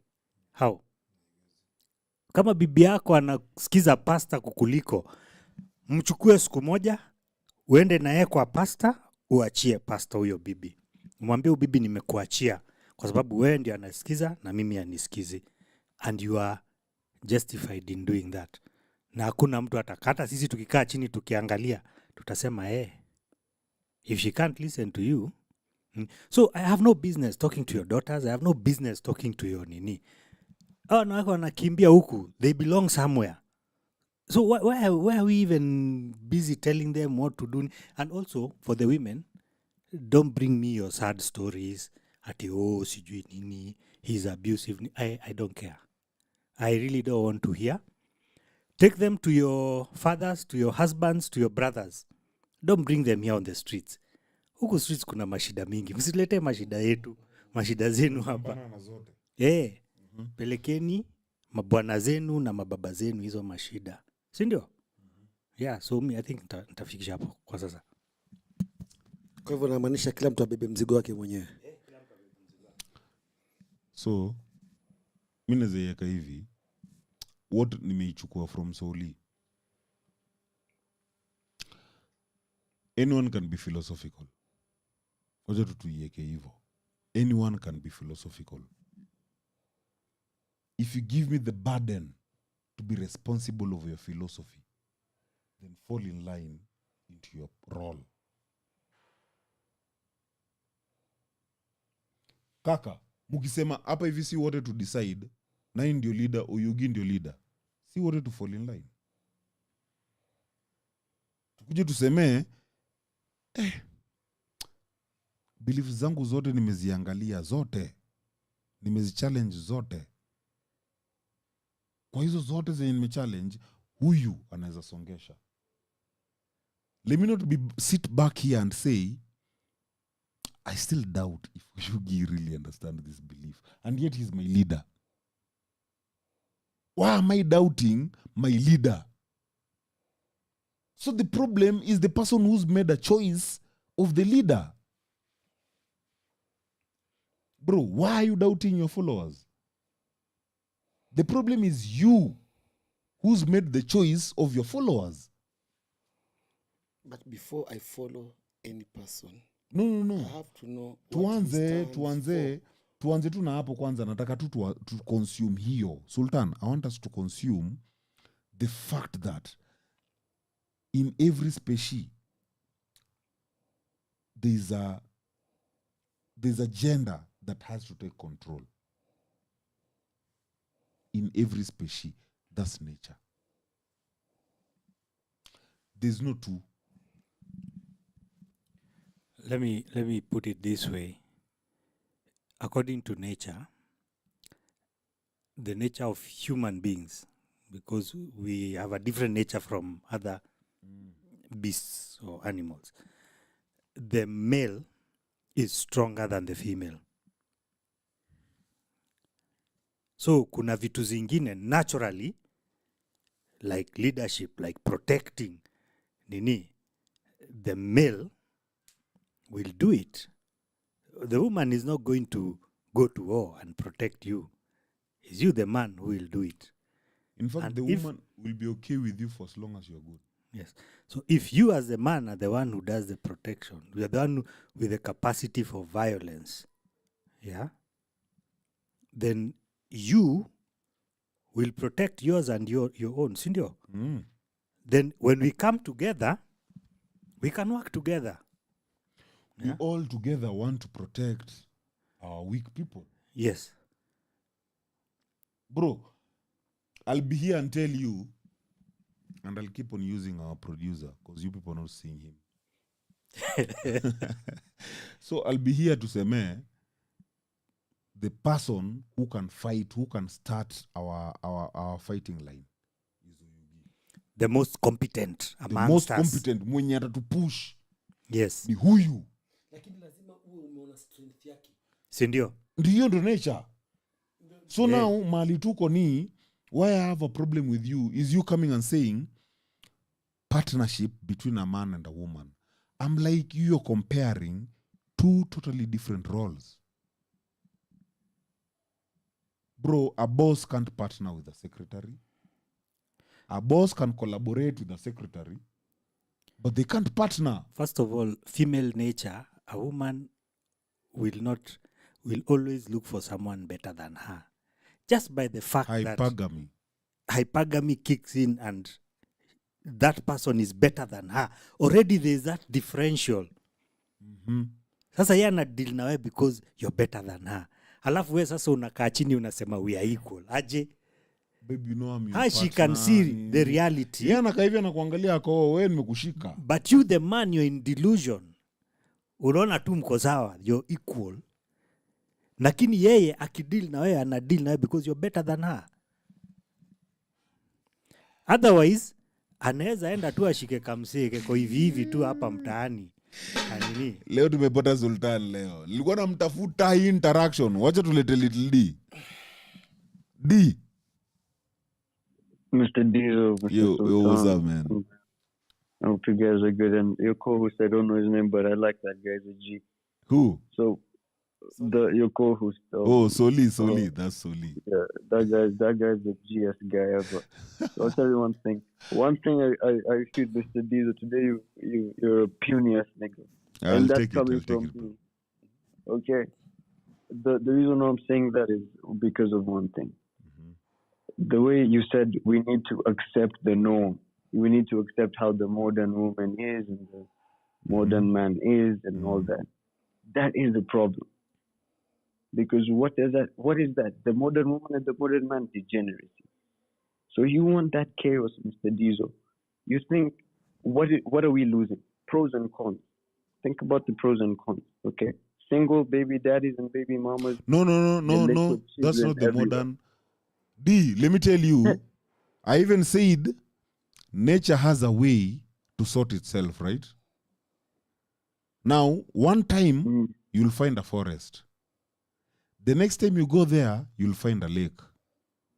The next time you go there, you'll find an ocean. As in, nature has a way to adapt to the environment. So what I was saying is, right now we have modern men that we know what they are. Bro, one thing I'll say about the nature that we have of modern men, never allow a broke man to have sex. That is leading 100%. I to agree. procreation. That is modernity. Or I'm lying. No, that is true. I agree. So let me go on, because you're bashing me on me using nature and modernity. Because you're just taking the negativity. Me, I'm taking embracing. Bro, we are here on embracing the darkness. So in my sense of problem. a modern man doesn't know what responsibility is. True or false? Agreed. A modern man doesn't know that. Now, if a modern man doesn't know what responsibility is, why do we continue placing responsibilities on a modern man? Why don't you teach our women, hey, never ever give your pussy to this standard of a man? But it's always been like that. No, it's never, like bro. marrying- In the No. modern way, it's not like that. It's not like that. Thank you. It's not like that. Why? Ask yourself why. Since we're looking at both sides of the coin. I like Because how we you said haven't that. embraced the nature of the modernity. It's not that. It's not that. Who sets the rules of all this shit, Mr. Diesel? Let's be honest. Who sets the rules of life right now? It is a man. Nope. A man is the one who sets no, this rule. No.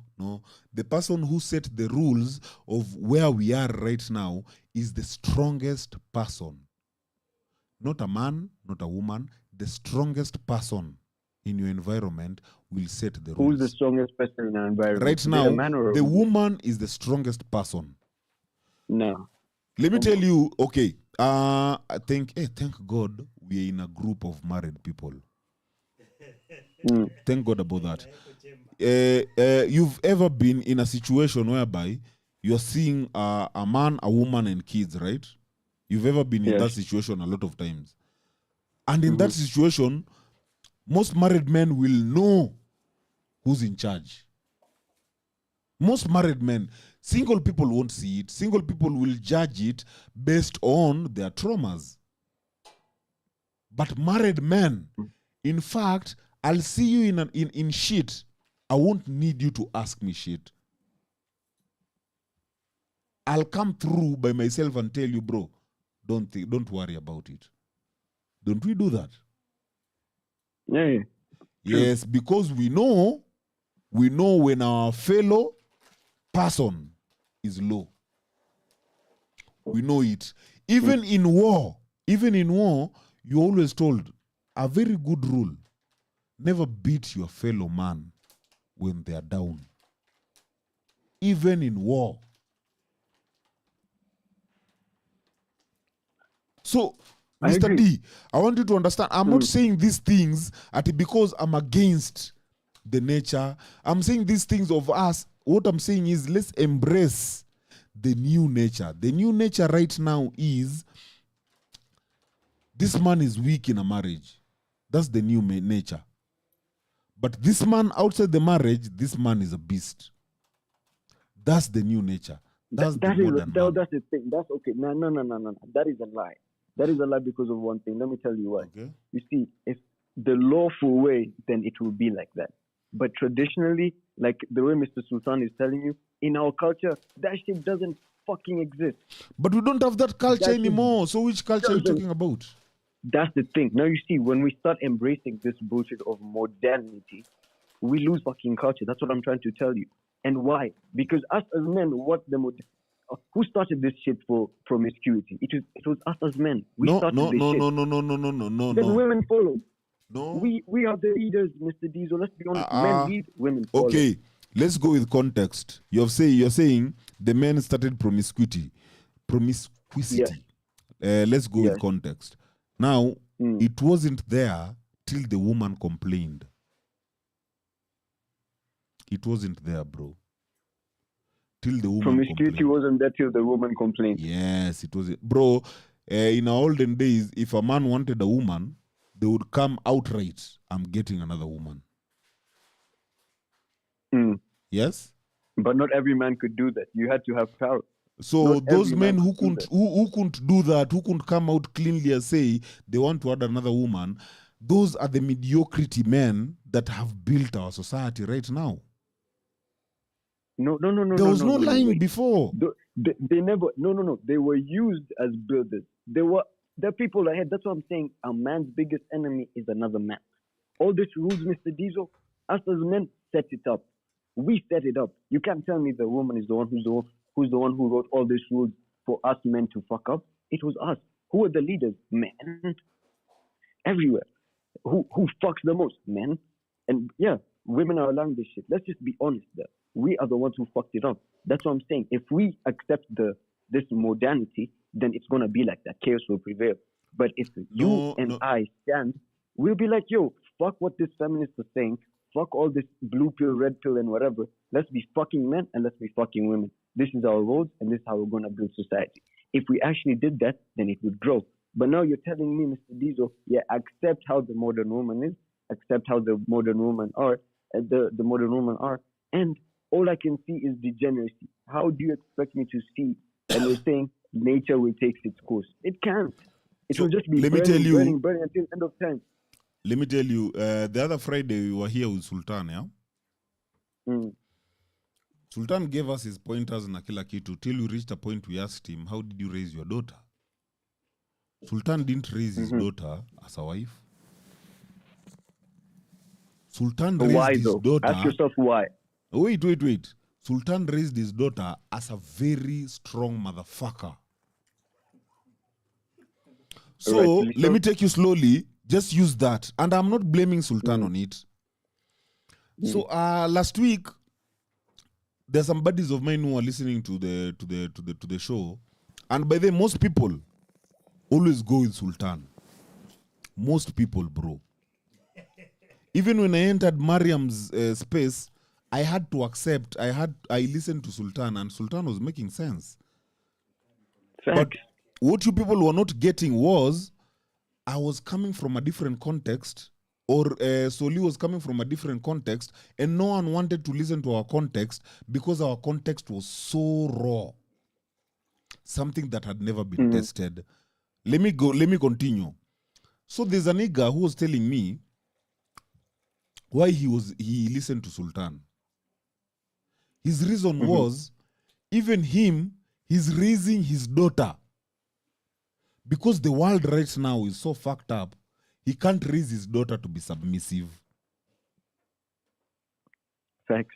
You can't blame that person. You But can. here we are blaming each other as men. We can't take care of women, yet we are weaponizing our women. Are you seeing the merry-go-round here?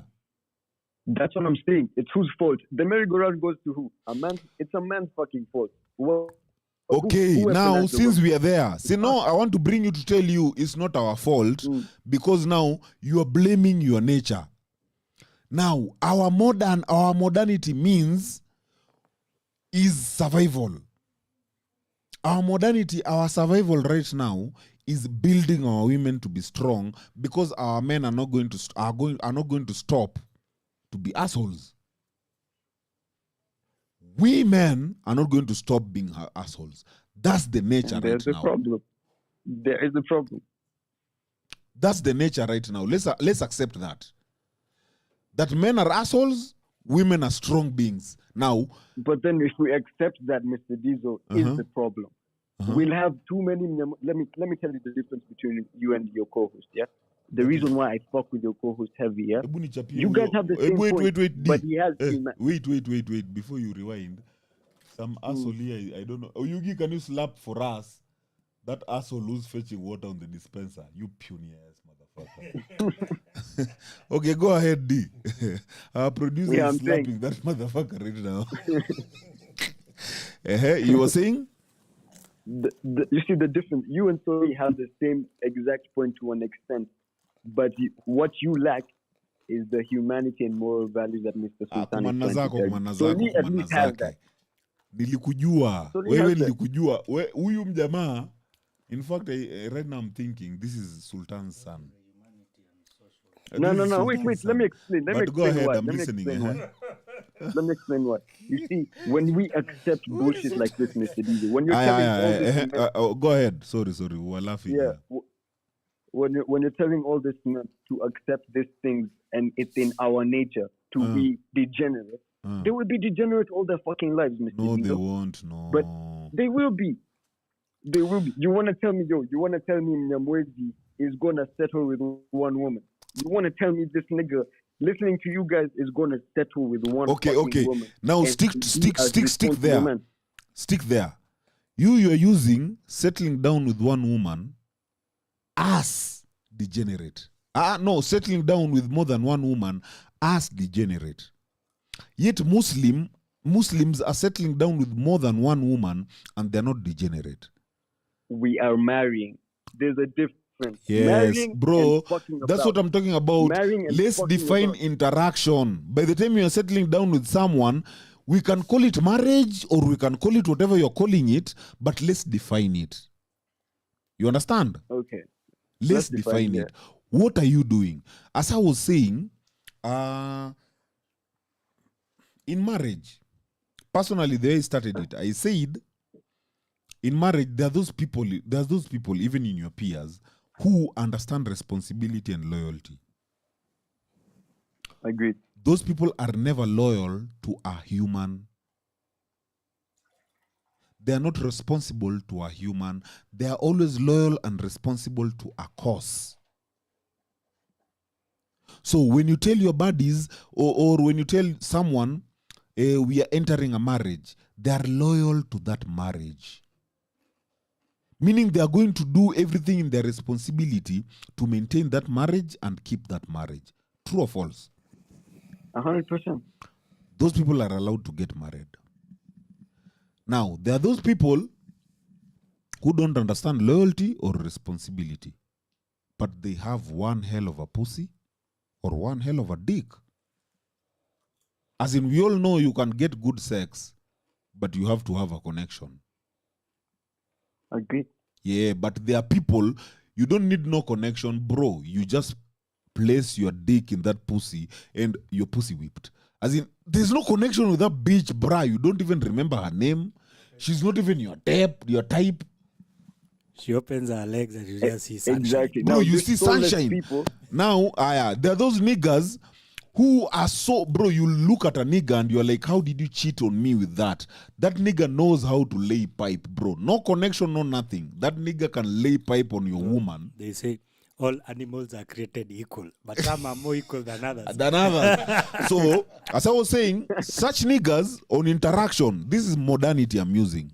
Such niggas on interaction or such bitches on interaction, let's leave them on the streets.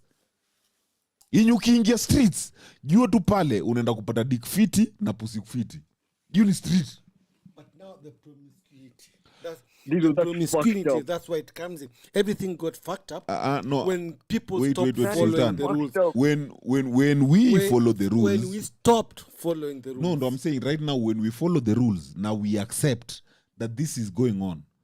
Any married man who decides to go to the street, any married woman who decides to go to the street, they need to be cut off their dick and they need to be removed their uterus and everything, even their pussy, and get blocked.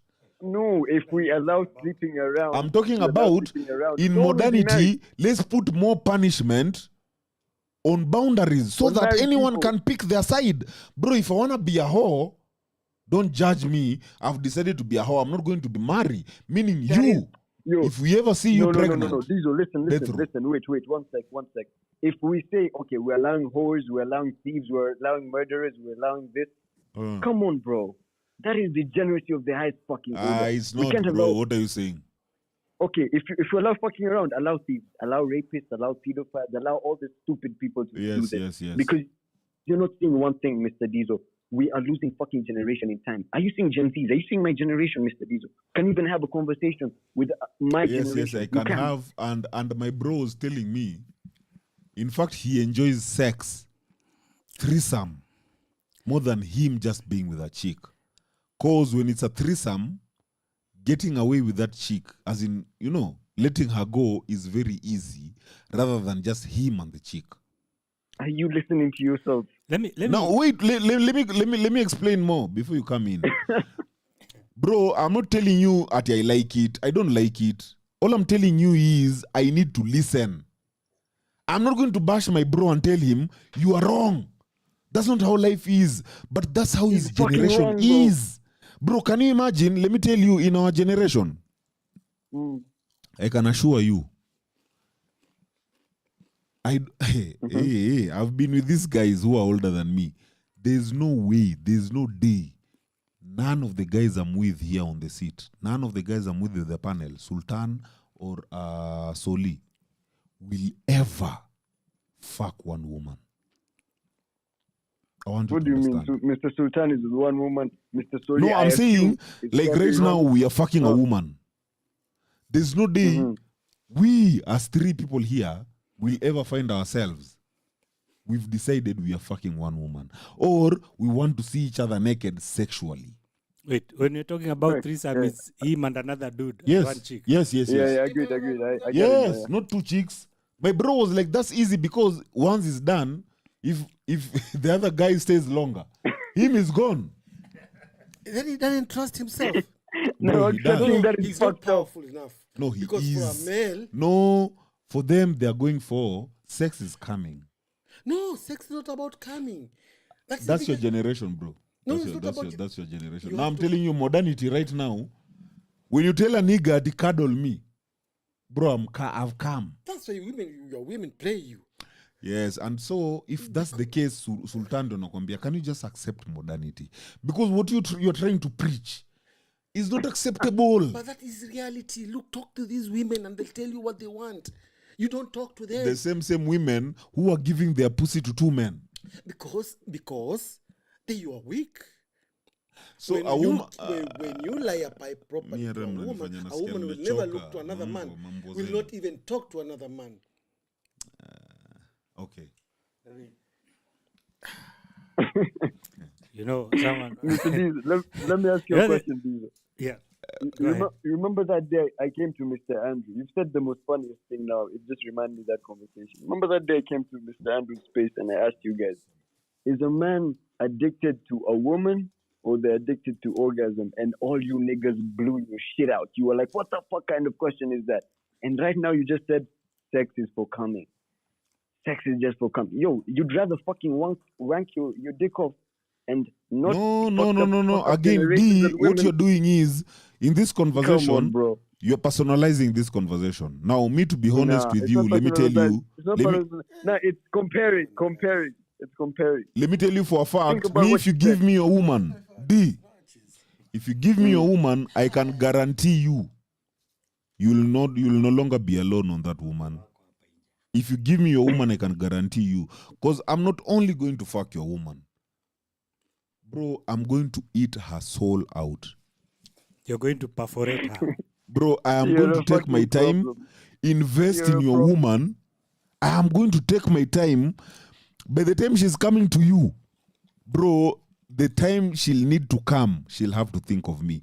But I'm talking about beyond me. Bro, me, I'm already fucked up. I've never lied about that. Bro, every time we talk about on our shows, I always say, me, I'm fucked up. I am not correcting anyone in the position I'm in. Have you never heard me correcting Soli? That's why you think me and Soli are on the same page. But me and Soli have never been on the same page. We are on different page. Nile too, we don't correct each other. Nile, both of us are fucked, bro. There's another song I was listening to. They say, she broke my boy, even Jesus can't fix him. You know that guy? Yes, bro. As in, here we can't be fixed.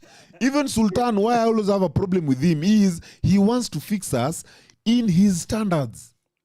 Bro, we can no longer fix each other. And bro, I Mr. assure Diesel, you. what do you guys talk about? What do you guys talk about problem solving? We're So the supposed to be problem fixing solving this we are problem. dealing with is we are correcting the people who haven't entered the position we are in. Let me say something. Okay. I don't know if you guys have actually sat down and thought about this, but you know, from the baby boomers, I think there was an experiment or something that kicked off. So first there was a countdown. From the boomers, they went to Gen Z, then they went to Gen Y, which I think those are the millennials, if I'm not wrong. Yeah? And then Gen X, Gen Y, then Gen X, yeah, Gen X, Gen Y, and then Gen Z. And then now they've started Gen Alpha. Me, I think there was a social experiment which ended with Gen Z. Now I think Gen Alpha is a totally different breed of people. We shouldn't give them any standard that we've gone through. Bro, D. Diesel, these guys will start fucking cows and say, yo, I'm in love with animals. No, let me You tell wanna you. reach that No, point? don't go there. Let's just deal with you. In this group we are in, none of us comprehends the situation you're in. I can assure you. None of us in this group can comprehend being married to an older woman. Okay. Sultan, can you? Just on truth. Me, I have no problem with that one. So you can marry an older woman? Yeah, I can marry an older woman. Okay. As long Soli? as long as No, usiende kwa as long as. no, I have to have a reason why. No, we are not doing that. As in, Aye. we are not bashing him or we are not encouraging him. It's me, I thought the position we are in, all of us, how we were raised na kila kitu. Anyway, Soli, can you comprehend marrying an older woman? You let veterans rest, bwana. Achana now. Saidia Uyugi. Anataka kusikia producer wetu. These guys are Producer, can you be with an older woman? battle hardened. Some of them are dealing with Producer wetu amekataa hiyo kitu. PTSD, post-traumatic dick syndrome. Anyway, Hata usimpe, amekataa hawezi kuwa na an older woman. So D, let me tell you, that's why me I have a problem with Sultan. No one here has a problem with Sultan in the sense of personal lifestyle. He's a really cool guy. Bruh, this nigga, I've met Sultan outside this show. I've met Sultan on my football show. You understand? Yeah. Me and Sultan can converse. I don't know the wife, but I can assure you the wife likes me. He says it's a crazy nigga. You understand? The wife likes me, not in the sense of, don't think it in a bad way. At you leave Diesel alone. You know, the way Masais believe that all cows belong to them. Diesel believes all women belong to him. No. That's Sultan. That's the thing. That's Sultan. This nigga Sultan believes any woman Sultan interacts with, that's his woman. Trust you, me. Yes. That's Now, me, trust what you. I believe I don't is... believe. I know. Okay. Me, what I know is... what I know is... any man who has a woman and still keeps me, then their woman has no problem with me. That's what I believe. Any man, because me, I'm a crazy ass motherfucker, man. So if a man can keep me, it's because their woman has allowed them, or you're going to meet that asshole.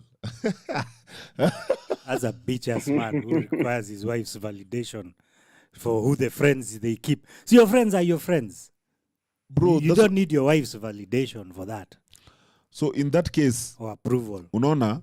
So hapa tukibonga hapa hivi, Lil D, hawa wote, beyond hii conversation, I respect them a lot. Beyond this conversation. But in this conversation, all of us here are the same.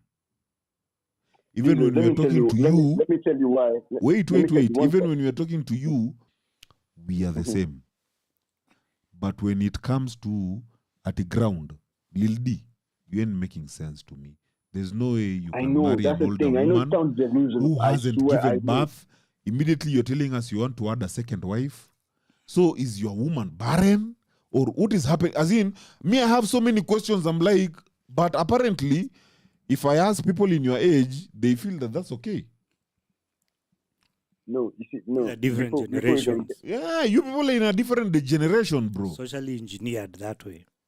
Today I was with Uyugi in some mat, manze, with some lady. Let me just use that mat and the lady.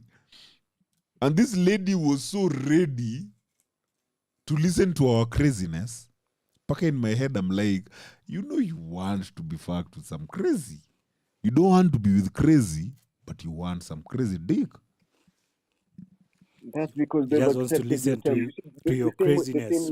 The way Eve was listening to the craziness when the devil was there. Was doing those things. Adam. It's not craziness because right now it's normal, Diesel.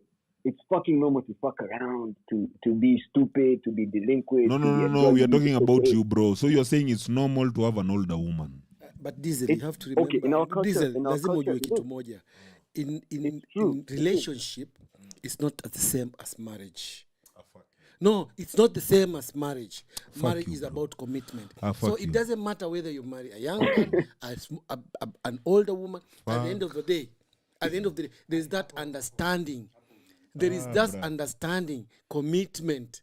Unajua unaweza pata mtu even younger, but this person doesn't resemble you, doesn't reside with your ideas. And you get this older woman, understand you, pamper you, give you a good producer. massage. Soli, I want to agree with us.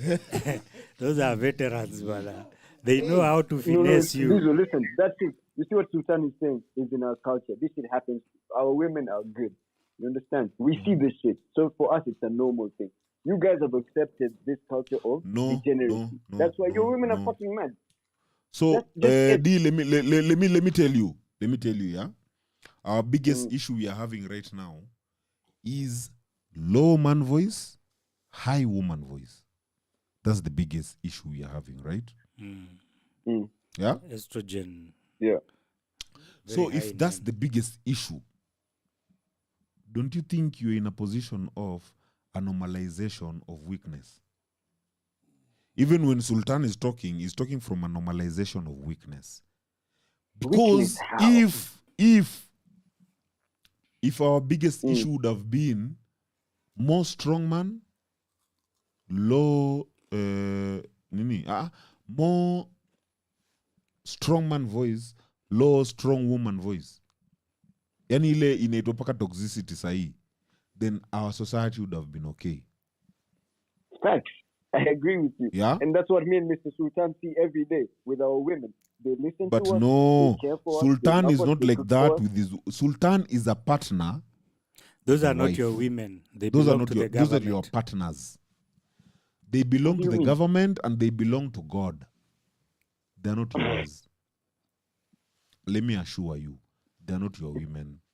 Diesel, if I tell my lady, if she comes to me and tells me, yo, I'm going out with my friends, and I say no, she won't even ask me why. She'll be like, okay, and she'll walk away. Literally, bro. Let me That's how tell I do. you, that's what I'm telling you, you're still a kid. By the time your woman comes and asks you if she can go out, she already knows the answer. You should tell her yes. And then when she comes, she finds her things on the door. She already knows Pack the them, answer. take She's them just asking you so that to prove that you are still possessive I'm still the man. I'm over still the her. king. Wait. Like, yo, I Let me said this. school you. Let me school you. Uh-huh. If your woman wanted to go out, if she really, really wanted to go out, she'll never come to you with a question. It's not even that. Bruh, this woman will come in all different ways. Slap you with the lingerie, kwanza. Slap you with your good food. And like, babe, The fact that I want to leave. You're like, hey, baby, unarudi saa ngapi? As in, they know what to do. But by the time she's coming so straight up, No, listen. at you know what? I want to go out. This woman knows what she wants from you. Ili utamwambia enda, she'll be very dramatic. Why? But ukikuwa like, you're not going anywhere, utaona nakataa. Zile za no, babe, why are you doing this? Oh, if your woman wants to go out, she'll go out, bruh. What do you mean? In Islamic, a woman is not supposed to make any decision without consulting the husband. Thank you. Mr. Muhammad. No wonder mademu wenu tunawadinyo huku nje vibaya sana. No. Diesel, now think about it. Think about it. Unajua ni If rule you had book. married, Ndo pale when I'm telling you, there's a rule book in marriage. There's a universal rule book in relationship. Why? Because people have to live with those rules. Where we have all gone wrong is the time we threw the rule book out, we implemented our own rules. Everything got fucked up. Why? Because we come with our own ideology.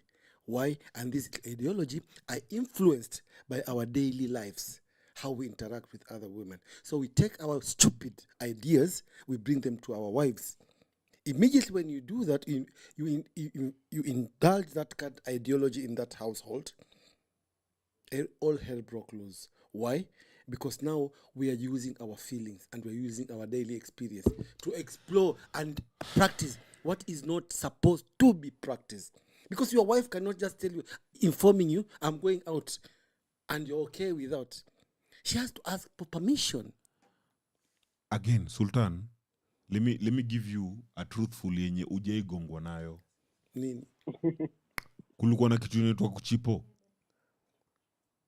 dem. To pick a woman from a club, just go and fuck. But you see, those are your rules book. No, let me ask you, when did you realize men have never chipoed? What do you mean they have never chipoed? Hakuna mwanamume ameichipo. What do you mean they have never chipoed? What do you mean? Ni madem ndo uchipo. They just make themselves available for you to chipo them. Hakuna dem mwenye hiyo night kataki kudinywa. Hakuna dem atadinywa. But that's how the rules were. Again, that's what I'm saying. That's what I'm saying. Every time when a woman accepts your movement. Aki, She natamani has kungekuwa na dem accepted hapa you. nisaidie na No, hiyo she has story. accepted you. Accepted you She's makachia. just positioned herself in a way that you can approach her. Ndio She's maana given you a nasema leeway. hakuna mtu amewahi chipo. There's no nigga who's ever chipod. That name chipo.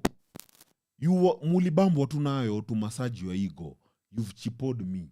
But kuna line. There's a way that you can talk to a woman. Na hata kama mwanamke never had an interest in you, imagine she'll just fall So for you. that's But hii ndio because- chenye nasema. Eh. Hii ndio chenye nasema. Kama umeai chipo, that woman was never interested in you in the sense of moving it further than the chipo. Unless uende ukacheze game fiti ndio akaya yako, I didn't expect that. But she never saw you and saw her husband. Ndo ajipe the same night. She never saw you and saw her husband. She just saw a dildo. Tukiendelea na ubaki tu hapo. If really Sultan venye unaiweka, we are actually in charge. If really we are actually in charge, Sultan, ha madem wangekuwa very clueless hadi tukiwakatia. Ushai katia demu kamwambia unampenda, akakwambia kama unanipenda nioe.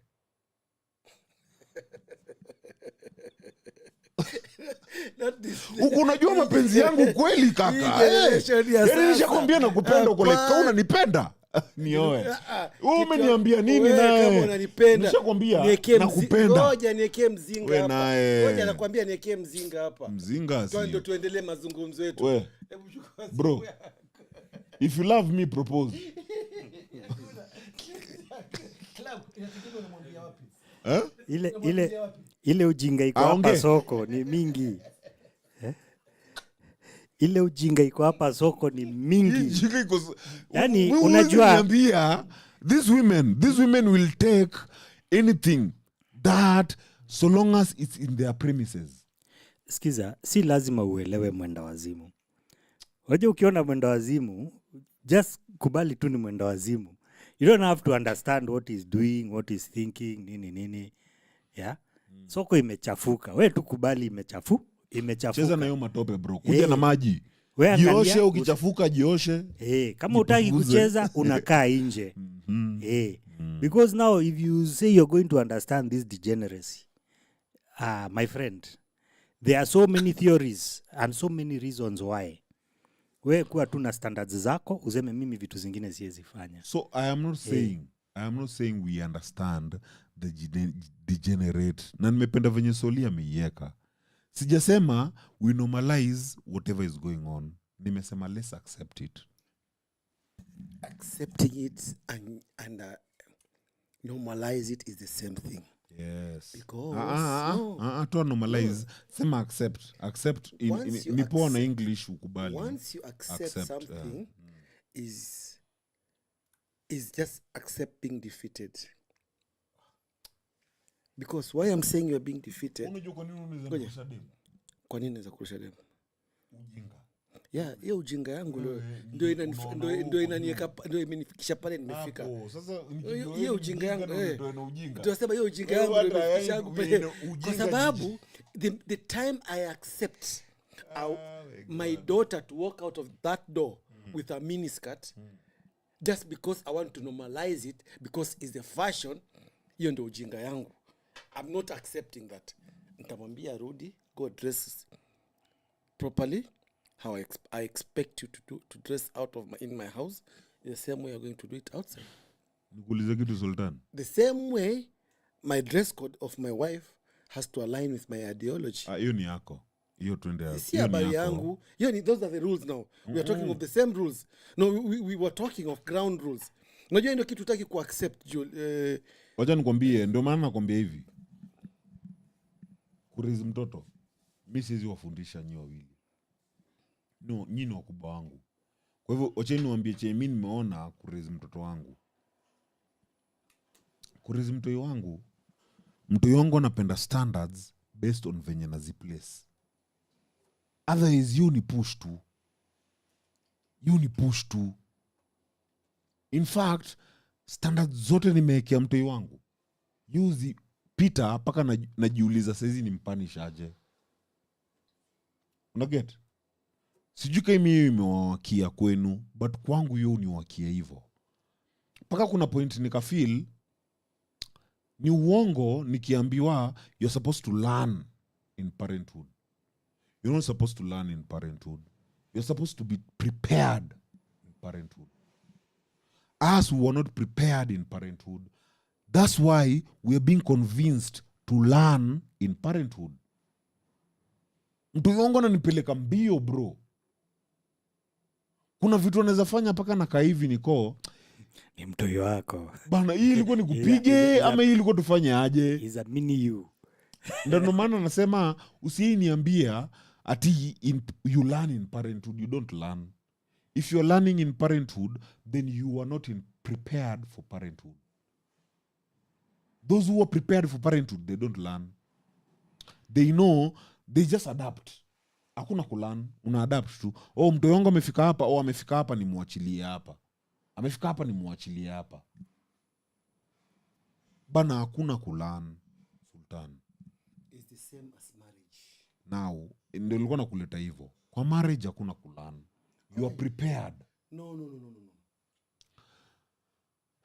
For you to have a good marriage, Sultan. Wait. For you to have a good marriage, prepare your son to enter marriage. Prepare your daughter to enter marriage. Those two people will move on roles. Wako like we were prepared for this shit. Meona ma apocalypse movies. Apocalypse movies. Apocalypse. Inakuwa gani? We know the drill. It doesn't matter. Nani ni boss, nani? Let's enter a single file. Sijui nini. We know the drill. When it comes. Ni apocalypse wa madem wewe. Huh? Mimi yani nataka niwaambie. Kaka, mimi yani nakuelewa vitu unasema na sija kudanganya. Yani tukiongea hata saizi tunaongea tu Kiswahili, tutoke tu yani English. Unajua kuna basics. Mimi nakuelewa kuna basics. Even Lakini hizo parenthood, basics there's watu basics. haya, tuongelee basics ndio. Ulifundisha mtoto wako basics, daughter? Lazima nimfundishe basics. Sema ukweli naye. Nakwambia basics Alituambia lazima nini huyu? nimfundishe. What did he tell us? Nimemweaponize kumpa a good education to So be able you to didn't sustain teach her the herself. basics. No, the basics ni kuwa responsibility. Be patient. Don't lie. Be courteous. Those are not basics. Those are Do you know basics. what basics of a marriage is? No, forget about marriage. Sijamfundisha kumwambia utaenda- So hafai kuwa kwa marriage. No, Mtoto it's- wako hafai kuwa kwa marriage. No, come on, look here. No, you're getting it all wrong. Okay. Maybe I am. The- Take me through how I'm getting it wrong. How to raise a kid, Mister. unamfundisha the basics. Basic ni kuwa responsible, know herself, let her somebody, she knows that she can achieve anything she wants. She's supposed to be courteous, have to have respect from whoever. So those are just basics. So she knows even if she gets married, she'll have to respect the husband. She has to stop lying. She's not supposed to lie. She's supposed to be humble kwa wakubwa zako na wadogo zako. Sultan, bibi And yako then- mwenye bado anafanya shows zake kwako. Nani? My daughter. Fanya show zangu kwangu. Yeah, why not? Mbona asifanye kwa bwana? No, but yeah, those shows were done like 1 year and a half before when the husband had engaged and alikuwa ameenda out of the country. She still alikuwa anakaa kwangu. By then. Alikuwa bado anakaa kwangu, when she was doing her shows. It's all long. It was, Bwanake akitonga akuje kwako. no, alikuwa amekuwa engaged. Mbalemolewa. Alikuwa bado hajaolewa. Those were like 1.5 years ago before she had moved out of the house. So ndo nakwambia kuna the basics you teach your kids. Unajua hii si ile you force a kid to follow something, and look at the kids who are forced in that discipline. They go out and they become very rebellious. They'll do everything against what their policies of their parents. Okay, Sultan, let me tell you,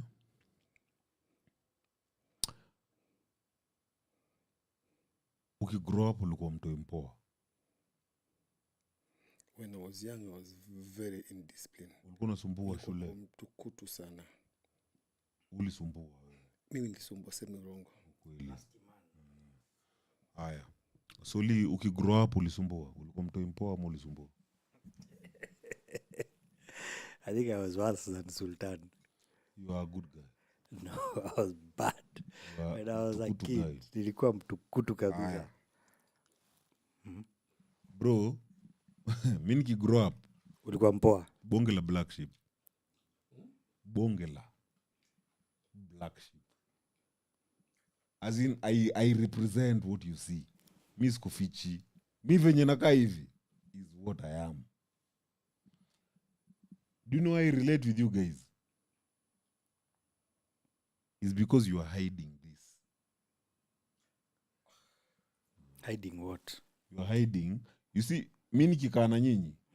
Saizi ngori ikitokezea, nani mbaya hapa? In terms of? Kitu yote kihappen hapo. Yugi, our producer, if anything bad happens here, nani mbaya? Tuongee tu ukweli. Nani mbaya? Kwa sababu you've shown your black sides. And this black side of mine, you people, I want you to understand, on my blackness, this is what you see. Behind my blackness, this is what I relate with. This one. So who's hiding? Nimekuambia mara mingi sana. Everybody is evil. Everybody is Hii evil. yetu. Hiyo everybody usitupeleke kanisani naye. Cheze tu hapa. Cheki, let me tell you, if I was actually evil in a bad way, I would have never related with the people in this room. Watu kwa hii room ni watu roho poa sana. So unataka tukae kama wewe ama? Sitaki kusema hivyo. Nataka kusema tu, mimi I'm a lower generation than you guys. Yeah. Sindio? But I represent you guys. In the form of, I've decided, you people were hiding your darkness. Me have decided to bring out my darkness. Meaning, there's no difference between me and you people. The difference is the decorum of you people hiding your darkness. So unataka tukue kama wewe ama? Sitaki, nataka kuambia. So what's the point? If me I'm like this, watu wanatufuata mnadhani wakoaje? Unadhani wataonyesha nini? Unajua maisha yao watoi si dunia yao. Sio. Si ni maisha yao. Wapi? Si unaishi maisha yako kwani? Yani unajua you just learn to pick your fights. Mtu anapanga vile anataka kuishi. Hata hao watoi, even your own children, there's only so much unaweza waambia na so solid tukiongelea interaction. Venye mimi nitabonga na demo. Mnadhani mtaingiza demo wangu box design yenu? Kwani tunataka kuingiza demo yako box? Okay, nasema mimi nikibonga na dem saa hii. Sasa hizi mimi nikiongelesha hizi tulete dem hii group. Ndio tumeleta dem anakaa hapa hivi. Tuko si wote tumemaintain. O dem atachagua nani? Atachagua ule anataka. Bra. Mimi, wewe na Sultan. Na akikuchagua madem ni wengi. These are three different generations. Kuna 50, kuna 40 na kuna 30. Si ndio? Ndio. Leta dem age yoyote. Atachagua nani hii group? Atachagua ule anataka. Umeongea kapa. Ama unataka kuchague? Nataka kujua ukweli wenu atachagua nani. Juu mimi najua tukaleta dem hapa, najua atachagua nani. Atachagua ule anataka. Bra, tukaleta dem hapa atachagua the most responsible man in this group. Inategemea kile anataka. Bro. If she's out to have fun. Every woman we una generalize vitu. Every woman will go for responsibility. No. After responsibility, they'll narrow down. Nawa wanararuliwa hapa kwa streets. Kwa sababu ni responsibility. You wanararuliwa hiyo. Haya, Soli, wacha nikupeleke polepole ndo niwaelezee. Zindio. Wanawake wangapi wameolewa na wajaolewa na wanaume wanapenda? Ni security tu imempeleka huko. Well, women are survivors. Si ndio? Yeah. Kwa hivyo kwa hii group nani atachaguliwa? Oyugi ndio anatu host sisi sote. Jua nini? Security. Si ndio? Lakini itategemea na kile kitu dem anataka. Ndio najaribu kukuambia. Let me tell you, kuna kuwaga na kitu ya kwanza dem huendea security. not always na kama No, in our generation. Solely hapo our mimi generation sikubali. go for security. kuna mademu wako na security yao tayari, Gani? maybe wako na do, maybe wako na nini. Hata wale mademu hata wako na hizo ma security tu bado wataruka nje wakuje huku nje. Dem ataendea ile kitu anataka. Nimesema kitu ya kama, kwanza. kama anataka kusikiza. Sijasema Sikiza, generally. ukipata demu akole, yeye atafuti hata security. She's just looking to have a good time. Yeah. Maybe as she grows older, she'll want to settle. Hiyo ndio ataanza kuconsider security itakuwa priority. So inategemea kile demu anataka. Acha sasa niwaambie kwa hii generation ndogo hii. First thing wanaendea security. Dick, kudinywa na kila kitu hizo ziko. They'll get it whatever they want it. But security, you don't get it whenever you want it. Wrong. It's not security. It's the person who can offer her the most. The That means security, she bro. can be able to take if somebody. No, it's not security. Security is different thing. It comes to when a woman is thinking of marrying. Marriage is when a woman looks for security. You know, this man can take care of me. This man will be able to nurture my kids. This person will be able That's security. That's what I'm telling you. I'm giving you a difference between security and when you are sitting with a woman, the woman think who is the best person who can make me have fun. The most, who can offer me presents. You know, these are two different things you're looking at. Eh? The woman will even go for an older guy because anajua huyu jamaa ameoa and he will be responsible. Okay. Wacheni niulize, mnadhani security ni nini?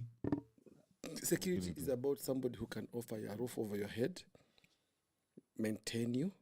You see how old school you sound. No, that's security. Hadi venye umeongea What do you mean security? nimeona old mutual. No, it's not about mutual. Venye umeongea nimesikia mtu ana advice. There was a lady here. Ingia old mutual. No, but the standard has badilika. The standard is still the same. No, let me tell you what security is. Security, saizi tukiingia bar, tuko kwa bar. Assume this is a bar. Security, nani ukiangalia hii place? Anaweza kama mzinga. Si mzinga pekee. Na kanunua. Nani atakushika fiti? Wewe vocabulary yako tutaitengeneza. On security. Yes, security. Iko limited. Basi ninyi modernity yenu ndio nitawatengenezea niwaonyeshe modernity ni nini. Security siku hizi si hao. Security inaweza kuja, huyu anaweza nilipia rent. Huyu anaweza nilipia bills. Huyu anaweza imagine security siku hizi imebreakiwa down. Hiyo ndo security in the modern world. It has been broken down. Let's just accept that. Security siku hizi ni huu ni emotionally stable. Ni nani nikiwa pabaya nitakimbilia? Hiyo ndo security. No wonder the mmoja in the modern world anaweza kuwa na chali more than one or even 3. In the modern world. Haimaanishi hao wote wanamdinya. Hiyo ndio where interaction. Kila mtu anapatiwa. That's why the interaction is coming in. That's why the interaction utaki kunielewa. Wanatafuta kama Kivoltron hivi when our powers combine. I am Voltron. But unajua nyinyi hii acheni niwaambie na nitakuwa nachoka daily. Nawaambiaga hapa nitakuwa nashinda nikileta so unichokesha bad. Nyinyi mtaki tu kukubali reality ya saa hii. Hata sisi wenyewe, sisi in our 30s hataki kukubali. Wale wenye in the 20s washaanza kukubali shit. Usijali, na sisi tunakaa chini tunasema sisi wazee, we are patient, we will raise you up properly. You ain't raising us. You've never raised us. Bado utashika laini. We've been chokoras. You've never raised us. You've never raised us. I'm here to raise. You are. Kwani sasa tunafanya nini huko? Tunafanya nini? Hizi ma streets. No, hizi streets tunabonga nyinyi mnando. Kwambie generation. You're madding the streets. Nyinyi mnataka kuja Sultan pekee ashakuja ako handle a woman well. Sultan ashanyang'anya maboys wengine mademu. Hujapata suluhu. Solisha kuja amekuonyesha he is security and a very composed nigga. Huyo ashanyang'anya watu mademu. Umetuacha mimi na Uyugia hapa tunaangaliana tuko tunacheza aje leo brother. Tuende tukakunywe. Sasa hiyo ndio shida yenu. Hiyo ndio shida Mnanyang'anya yetu. mademu. Si basi next time tukikuja tutawaletea matishu za kulia. Unajua chenye nauma ni gani? Eh. Chenye nauma mahali nauma sana. Eh. Sana. Madotas wenu. Eh. Nadhani kina nani watakuwa mambabas kwao. Hiyo ni that is the way of the Wala. world. Sikiza. Wala nshata. Sikiza. Ni mimi pale Unajua, nyinyi nakuja mna- nakwambia ananiambia but daddy niko like Sikiza. baby your dad is my friend, Sikiza. relax. Sikiza. Sasa nyinyi mna behave ni kama what is happening to you is something isolated. Hata sisi wakati wetu mademu walikuwa nabebwa. No, I'm not behaving like We- it's we isolated. got I'm over behaving it. in the sense of you Yeah. people are behaving like our fathers. It is the way of the Instead world. of accepting the normalization of what it is. Hiyo ndo chenye naambia huyu ananiambia I'm normalizing promiscuity. I'm not normalizing that. I'm just saying that's where we are. Can we accept where we are? Don't compare us with our fathers. Our fathers, I can our very fathers much were in denial. They did not want to see the Because what are you people reality. doing? What are you people doing? No, as we are seeing reality, we are accepting the way the world is. The Gen Z are fucked up. So they were in denial. Us, because we are in the same game, we are associating with these Gen Z. Sultan, how old are you? I'm 57. Imagine that. This is a nigga who's 57 with a libido over 27-year-old. Where did you come with that conclusion? Ati of libido of 27-year-old. hapana ni ya 23-year-old. Tuweke Kaa hivyo 23. tukijua hivyo. Ndio maana nakwambia hivi. Ma 23-year-old wakikaa mbaya pia watapitwa nao. So ndio maana nasema hivi, unaona mtu ka Sultan, yeye anataka kuongea on the sense of individualism. Hiyo ni chaos. Bro, nimewaambia unity haina individualism. Acha nikushow. Unaona hii kitu watu wanaita red pill. Hiyo Unaona knowledge umeruka yote. kwingine, umeruka tu na Sikiza. tunaongelea tu huyu. Hiyo knowledge yote ilianza kutengenezwa na watu wa generation yetu. Hiyo ni knowledge over many years we have developed that knowledge. Yeah. Na sasa imefika mahali tuna pass on that knowledge to your generation now kwa after wewe. Our fathers never did that to us, for us. Ndio But maana tuliona. Soli, you're not getting is. Yes. Niyo ndio chenye nimejaribu kueleza huyu.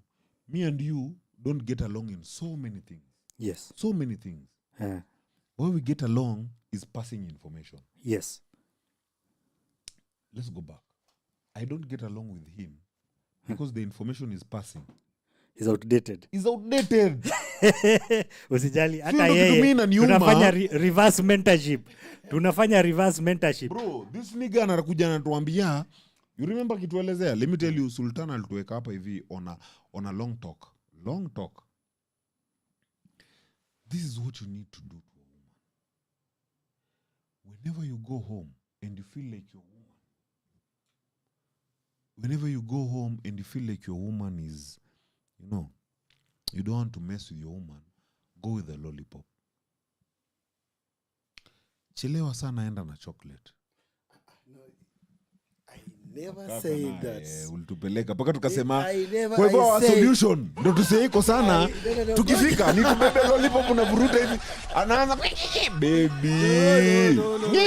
Lollipop ulituambia hivyo. Nilikuambia, Uyugisi ulikuwa when you come out from ukitoka usitembee mikono tupu, lollipop. beba kitu kwa mkono. Nini? Sema ulisema Treat her nini? like With what? she means something Sema to naye you. nini? Sema ilikuwa nini? Flowers. Nilikwambia nini? flowers, chocolate, Chocolate, hata lollipop. ukikosa kabisa hata lollipop.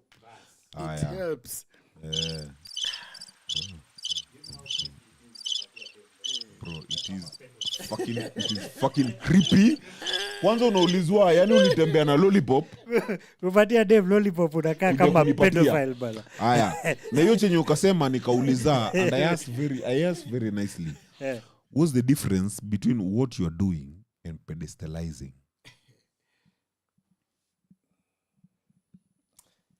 I said it is not pedestalizing. Aujibu swali naye, what's the difference between what you've done and pedestalizing a woman? You have 1 minute, bro. No, Yugi the producer ametuonyesha 3 minutes. But now this is a long conversation. We should have this conversation. It's not pedestalizing. Fuck you. That's It's what not you say. pedestalizing. This is care. Caring doesn't have formula. Having a clean heart doesn't have formula. Okay, let me tell you how care has formula. Let me tell you. The formula of care, Sultan, is you being stable when they are not stable. That's care. That's the rule of the game. No. That's the rule of the game. You have to be stronger from whatever you're doing. That's not the rule of the game. The rule of the game is this. Kila mtu na saidi yake. That's the rule of the game.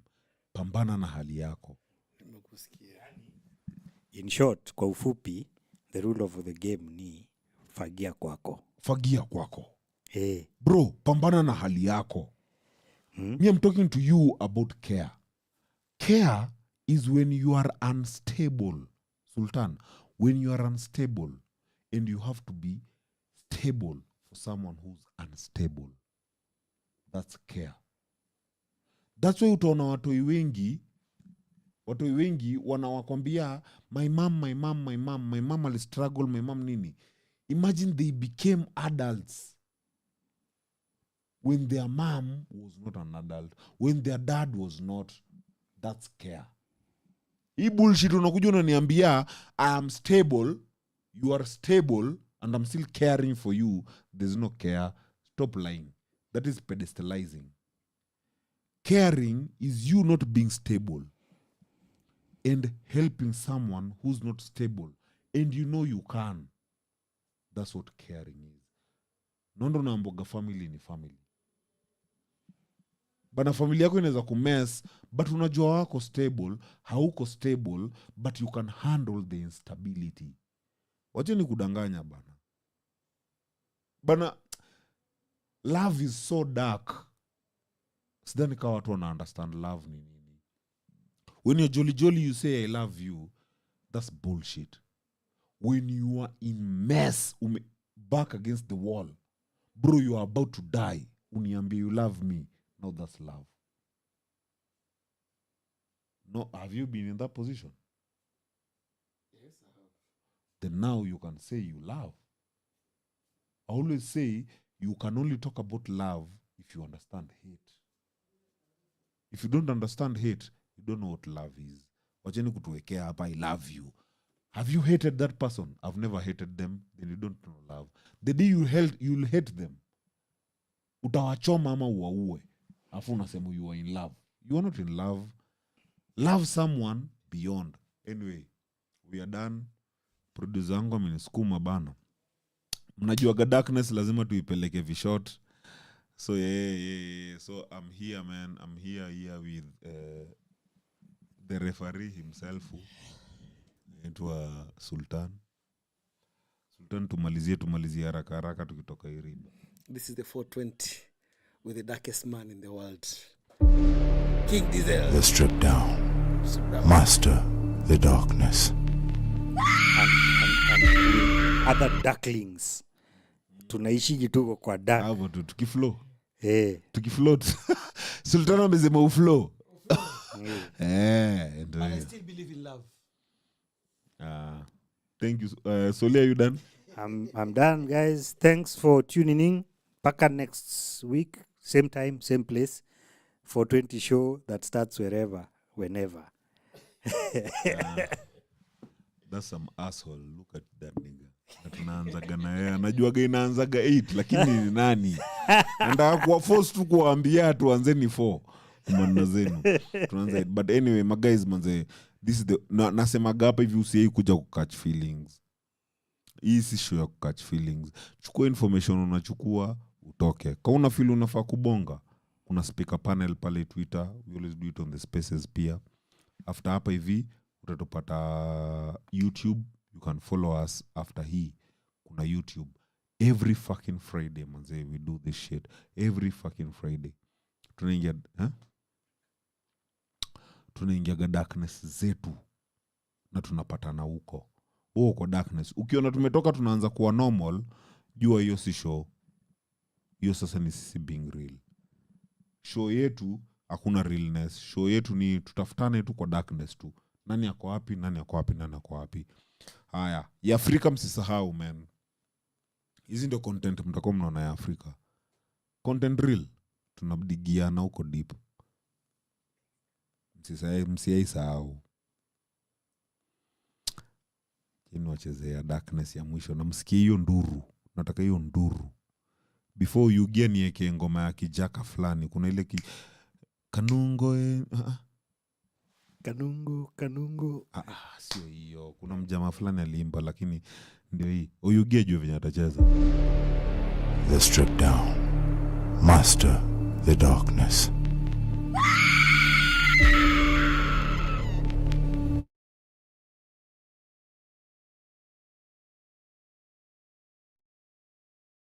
Hey everyone, my name's Pete. I'm an associate